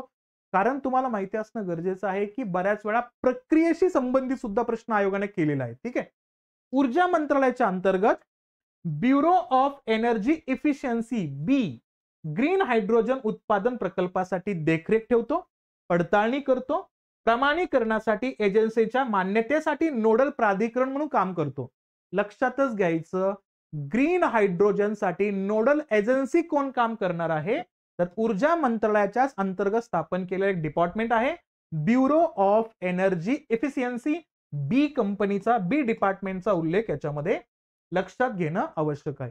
बरं एक्झॅक्टली ग्रीन हायड्रोजन काय असतो तर ग्रीन हायड्रोजन तयार करण्यासाठी पाण्यातून हायड्रोजन आणि ऑक्सिजनचे विभाजन केले जाते आणि या प्रक्रियेत इलेक्ट्रोलायझरचा वापर केला जातो आणि हरित हायड्रोजन मिळवण्याचा सर्वोत्तम मार्ग म्हणजे सौर आणि पवन ऊर्जेसारख्या अक्षय ऊर्जांच्या माध्यमातून ग्रीन हायड्रोजन जनरेट होऊ शकतो. म्हणजे नॅचरली फॉर्मच्या अनुषंगाने हा पार्ट येतोय म्हणून हा मुद्दा वापरण्यावरती जगभरामध्ये चर्चा सुरू आहे आणि भारत त्याला खूप मोठ्या पद्धतीमध्ये प्रमोट करतोय हेही लक्षात घेणं गरजेचं आहे. आणि राष्ट्रीय हरित हायड्रोजन मिशन बद्दल बोलायचं असेल तर त्याला मंजुरी कधी दिली 4 जानेवारी 2023 ची मंजुरी आहे. खर्च किती आहे अप्रॉक्सिमेटली 20,000 कोटी लक्षात ठेवा पण इथं किती 19,744 कोटी आहे. आणि कालावधी कधीपर्यंत आहे 2023-24 पासून ते 30 पर्यंत असेल हे लक्षात घ्यायचं. आणि याचा व्यापक उद्देश काय इथं ग्रीन हायड्रोजनचं उत्पादन असेल, वापर आणि निर्यात यासाठी भारताला जागतिक केंद्र बनवणं हे उद्दिष्ट आहे. आणि 2023 पर्यंतचं मोहिमेचं सगळ्यात मेन उद्दिष्ट कोणतं आहे ग्रीन हायड्रोजन उत्पादन क्षमता. हे लक्षातच ठेवा डायरेक्टली क्वेश्चन केला जाईल. प्रतिवर्ष 5 दशलक्ष मेट्रिक टन पर्यंत पोहोचण्याची शक्यता आहे आणि मिशनचं उद्दिष्ट साध्य केल्याने 2030 पर्यंत जीवाश्म इंधन म्हणजे बायोफ्युएलच्या असणाऱ्या युजेसचा पार्ट कमी करायचा आहे. आयातीमध्ये 1,00,000 कोटी रुपयांची घट अपेक्षित आहे. 2030 पर्यंत बायोफ्युएल किती करायचंय 1,00,000 कोटी रुपयांपर्यंत कमी करायचं आहे. आणि ग्रीन हायड्रोजनच्या लक्षित परिमाणांच्या उत्पादन आणि वापरामध्ये दरवर्षी किती 50 दशलक्ष मेट्रिक टन कार्बन मोनॉक्साईड असेल उत्सर्जित टाळणे अपेक्षित असणार आहे. तो असणारा पार्ट 2030च्या टार्गेटेबल मुद्द्याच्या अनुषंगाने चर्चेमध्ये येत आहेत हे लक्षात घ्यायचं. बरं याच्यासोबतच मागच्या वर्षभरामध्ये याच हायड्रोजनच्या अनुषंगाने काय काय अनाउन्समेंट होताना दिसत आहेत आणि ते पहिल्यांदाच होत आहेत भारतामध्ये म्हणून चर्चेमध्ये लक्षात घ्यायचं आपल्याला. हायड्रोजन संदर्भातल्या असणाऱ्या इतर घडामोडी त्यामध्ये पहिला 4 जुलै 2023च्या अंतर्गत महाराष्ट्र राज्याच्या हरित हायड्रोजन धोरणास राज्य मंत्रिमंडळ बैठकीमध्ये मान्यता मिळते आणि हरित हायड्रोजन धोरण जाहीर करणारं महाराष्ट्र देशातलं पहिलं राज्य आहे. काय लक्षात घ्यायचं ग्रीन हायड्रोजन धोरण अनाउन्स करणारा पहिला राज्य हा आपला महाराष्ट्र आहे हे इथं लक्षात घ्यायचं. साहेब लोक सेशन आवडत असेल लाईक करा, चॅनलवरती नवीन असाल तर सबस्क्राईब करा आणि चॅनल जास्तीत जास्त विद्यार्थ्यांपर्यंत शेअर करण्याचा प्रयत्न करा. आणि आवडत असेल सेशन तर लाईक करायला काही हरकत नाहीये. ठीक आहे. ओके चला पहा. या धोरणाच्या अंमलबजावणीसाठी 8,562 कोटी रुपये खर्चास मान्यता देण्यात आलेली आहे आणि या धोरणात 2030 पर्यंत किती 500 किलोटन क्षमतेचं उद्दिष्ट ठेवण्यात आले. आपल्या राज्याच्या अनुषंगाने हा टार्गेटेबल मुद्दा इथं लक्षात ठेवणं अपेक्षित असेल. आणि सर्वात मोठा ग्रीन हायड्रोजन प्रोजेक्ट बद्दल लक्षात घ्यायचं हा अक्षय ऊर्जा संस्था ACME ग्रुपने कुठं ओडिशाच्या गंजम जिल्ह्याअंतर्गत गोपाळपूर इंडस्ट्रियल पार्क येथे ग्रीन हायड्रोजन आणि ग्रीन अमोनिया प्रकल्प स्थापन करण्यासाठी कोणासोबत करार केलाय? Tata steel special economical zone यांच्यासोबत करार करताना दिसत आहेत. काय लक्षात घ्यायचं? सगळ्यात मोठा ग्रीन हायड्रोजन प्रोजेक्टचा उल्लेख येतोय, त्यासोबत ग्रीन अमोनिया प्रकल्प नसेल. कुठं असेल तो? ओडिशाच्या असणाऱ्या गंजम जिल्ह्यातील गोपाळपूर इंडस्ट्रियल पार्क मध्ये Tata steel special economic zone सोबत या ठिकाणी अग्रीमेंट होताना दिसतोय, हे इथं लक्षात ठेवायचं. सोबत चर्चेमध्ये येतोय आंतरराष्ट्रीय ग्रीन हायड्रोजन परिषदेबद्दल. आणि ती परिषद कधी घडली? 5 ते 7 जुलै 2023 दरम्यान विज्ञान भवन नवी दिल्ली या ठिकाणी परिषद होताना दिसते. ग्रीन हायड्रोजन इकोसिस्टीमची स्थापना करणे, सोबतच ग्रीन हायड्रोजनद्वारे डिकार्बनायझेशनची असणारी जागतिक उद्दिष्ट पूर्ण करणे आणि एक पद्धतशीर दृष्टिकोन असणारा वाढवणे हे या परिषदेचं मुख्य उद्दिष्ट आहे, हे लक्षात घेऊया. आणि ग्रीन हायड्रोजन चालणारी पहिल्या बसचा उल्लेख जर केला तर कोणत्या बसचा रेफरन्स इथं लक्षात घ्यायचं? तर इथं रेफरन्स येतो भारतातील सर्वोच्च तेल कंपनी इंडियन ऑइल कॉर्पोरेशनने 25 सप्टेंबर 2023 रोजी देशातील पहिल्या हरित हायड्रोजनवर चालणाऱ्या बसचं अनावरण केलं. कुणी? भारताची सर्वोच्च तेल कंपनीचा उल्लेख येतो इंडियन ऑइल कॉर्पोरेशन. कधी आणलाय? सप्टेंबर 2023 मध्ये. आणि हे केवळ पाणी उत्सर्जित करणाऱ्या बसचं पेट्रोलियम आणि नैसर्गिक वायू मंत्री हरदीप सिंग पुरी कोणाच्या हस्ते झालेला आहे? हरदीप सिंग पुरी यांच्या हस्ते होताना दिसतोय. आणि नवी दिल्लीतील इंडिया गेट या ठिकाणी अनावरण होताना दिसतोय. हे लक्षात घेणं अपेक्षित असणारे टाटा मोटर्स आणि कोण असेल तर इंडियन ऑइल या दोघांचा उल्लेख लक्षात घ्यायचा. सोबत पहिली हायड्रोजन ट्रेनचा उल्लेख केला तर काय येतोय पहा. भारतीय रेल्वे आपली पहिली हायड्रोजन ट्रेन मार्च 2024 पर्यंत हरियाणातील असणाऱ्या कुठं? हरियाणातील जिंद जिल्ह्यातून सुरू असल्याचं उत्तर रेल्वेचे महाव्यवस्थापक शोभन चौधरी यांनी जाहीर केलेलं आहे. आणि 2023-24 आर्थिक वर्षामध्ये उत्तर रेल्वेच्या जिंद सोनीपत हरियाणा विभागादरम्यान ही धावताना पण आपल्याला दिसेल. पहिली ट्रेन हरियाणा सोनीपतचा उल्लेख करायचा आहे. मार्च 2024 पर्यंत अपेक्षा होती पण कंप्लीट नाही झाला अजूनही, पण हा मुद्दा याच्यामध्ये येतोय म्हणून लक्षात ठेवायचं. पहिली हायड्रोजन बसचा उल्लेख केला तर काय रेफरन्स येतो? फील्ड ट्रायल, रस्त्याच्या योग्यतेच्या चाचण्या आणि इतर वैज्ञानिक प्रक्रियांचा एक भाग म्हणून पहिली हायड्रोजन बस धावताना दिसते. 2023च्या ऑगस्ट मध्ये लेह लडाख मध्ये पोहोचताना दिसते. आणि ही पहिलीच वेळ आहे या पद्धतीची असणारी रस्त्यावर हायड्रोजन बस धावताना दिसते आपल्याला. आणि रेफरन्स काय लिहायचा? एनटीपीसी लिमिटेडनं लेह या ठिकाणी हायड्रोजन बसची चाचणी सुरू केली होती, हे लक्षात घ्यायचं. आणि यासोबतच देशातल्या पहिल्या हायड्रोजन इंजिन प्रकल्पाचा उल्लेख केला तर जमशेदपूर झारखंड या ठिकाणी सुरू होणाऱ्या देशातील पहिल्या हायड्रोजन इंजिन प्लांटसाठी टाटा कंपनी आणि झारखंड सरकार, कोण? टाटा कंपनी आणि झारखंड सरकार यांच्यात ऑगस्ट 2023 मध्ये सामंजस्य करार झाला. टाटा मोटर्स आणि कमिन्स इन्स यूएसए यांनी TCPL म्हणजे या असणाऱ्या ग्रीन एनर्जी सोल्युशन प्रायव्हेट लिमिटेडचा असणारा एक कंबायलेशनचा असणारा प्रोग्राम तयार केलाय. त्याच्यामध्ये हा असणारा इंजिन प्रकल्प स्टार्ट होतोय. सोबतच युरोपियन इन्व्हेस्टमेंट बँक सुद्धा इंटरेस्ट घेतोय ग्रीन हायड्रोजन मध्ये. भारत सरकारच्या नुकत्याच मंजूर झालेल्या नॅशनल ग्रीन हायड्रोजन मिशनला कितीपर्यंत कर्ज देतोय? $1 बिलियन अमेरिकन डॉलर पर्यंत या ठिकाणी कर्ज द्यायला हा तयार झालेला आहे. कोणता? इथं लक्षात घ्यायचं युरोपियन इन्व्हेस्टमेंट बँकेचा उल्लेख या ठिकाणी लक्षात घ्यायचा. ठीक आहे. नंतर ओपन ओशन अग्रीमेंट चर्चेमध्ये येतोय. कोणता? ओपन ओशन अग्रीमेंटचा उल्लेख केला तर त्याला खुला समुद्र करार म्हणून आपण कधी झालाय? जून 2023 मध्ये. संयुक्त राष्ट्राने राष्ट्रीय अधिकार क्षेत्राबाहेरील क्षेत्रांची सागरी जैवविविधता म्हणजे BBNJ marine biodiversity of areas beyond national jurisdictions करार स्वीकारला. त्याला खुला समुद्र करार हाय सीज ट्रीटी या नावानं ओळखलं जातं. काय? हाय सीज ट्रीटी या नावाने ओळखलं जातं, जो 19 जून 2023 मध्ये कंप्लीट होताना दिसतोय. आणि याच्यामध्ये काय करायचंय? तर हा असणारा जो ऍग्रीमेंट आहे का, तो समुद्राच्या पृष्ठभागाचं वाढतं तापमान, सागरी जैवविविधतेचं असणारं अत्याधुनिक शोषण, अति मासेमारी, किनारपट्टीचं प्रदूषण, राष्ट्रीय अधिकार क्षेत्राबाहेरील अनिश्चित प्रथा या गंभीर समस्यांचं निराकरण करण्यासाठी हा आपल्याला कार्य करताना दिसेल. आणि 20 सप्टेंबर 2023 पासून हा करार न्यूयॉर्क मधील 2 वर्षांसाठी स्वाक्षरीसाठी खुला ठेवलाय. म्हणजे आता तो सायनिंग कंट्री त्याच्यामध्ये ऍड करण्यासाठी हा 2 वर्षांसाठी ओपन असेल. कुठे ठेवलाय तो? न्यूयॉर्क मध्ये ठेवलाय सप्टेंबर 2023 पासून. आणि 60 देशांनी या कराराला आता मान्यता दिल्यानंतर ही अंमलबजावणी सुरू होईल. ओके, पण अजूनपर्यंत हा मुद्दा या ठिकाणी येत नाहीये, कारण 2030 पर्यंत खुल्या सागरातील 30% जैवविविधता संरक्षित करण्याचं उद्दिष्ट यांनी टार्गेट ठेवलेलं आहे. त्यामुळे आता किती देश याच्यामध्ये पार्टिसिपेट करतायत, किती देश सिग्नेटरी होत आहेत, साइन करून ते इम्प्लिमेंट करतात म्हणजे रॅटिफाय करतायत, याच्याकडे सुद्धा लक्ष देणं गरजेचं असेल. आणि 1994 आणि 95च्या करारानंतर या ठिकाणी united nation conventions on the law of sea अंतर्गत मंजूर झालेला हा तिसरा करार आहे. कधी? 94ला आणि 95च्या करारानंतरचा हा तिसरा आणि त्यानंतरचा एवढ्या वर्षानंतरचा पहिला करार आहे. म्हणून हा करार लक्षात ठेवायचा.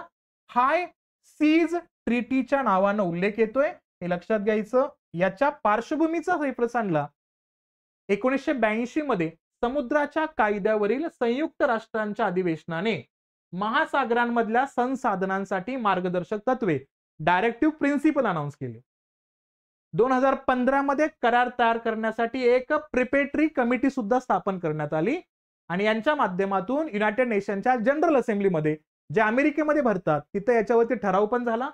आणि या समितीने आंतरशासकीय परिषद म्हणजे इंटर गव्हर्नमेंटल असणाऱ्या काउन्सिलचा उल्लेख याच्यामध्ये केलाय, शिफारस केली. आणि या आयजीसीच्या 5 प्रदीर्घ वाटाघाटीनंतर 2023 मध्ये म्हणजे 15 पासून हा प्रवास सुरू झाला होता, 2023 ला हा कंप्लीट होतोय आणि या पद्धतीचा असणारा पार्ट याच्यामध्ये अनाउन्स होतोय आणि हा असणारा हाय सी ट्रीटी या ठिकाणी साइन होताना दिसतोय.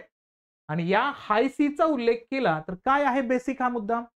1958 मध्ये Geneva convention on the high seas नुसार प्रादेशिक पाण्यामध्ये किंवा देशाच्या अंतर्गत पाण्यामध्ये समाविष्ट नसलेला समुद्राचा भाग, ज्याला आपण खुला समुद्र किंवा हाय सी या अनुषंगाने ओळखतो, त्यालाच त्या ठिकाणी हाय सी म्हणतात.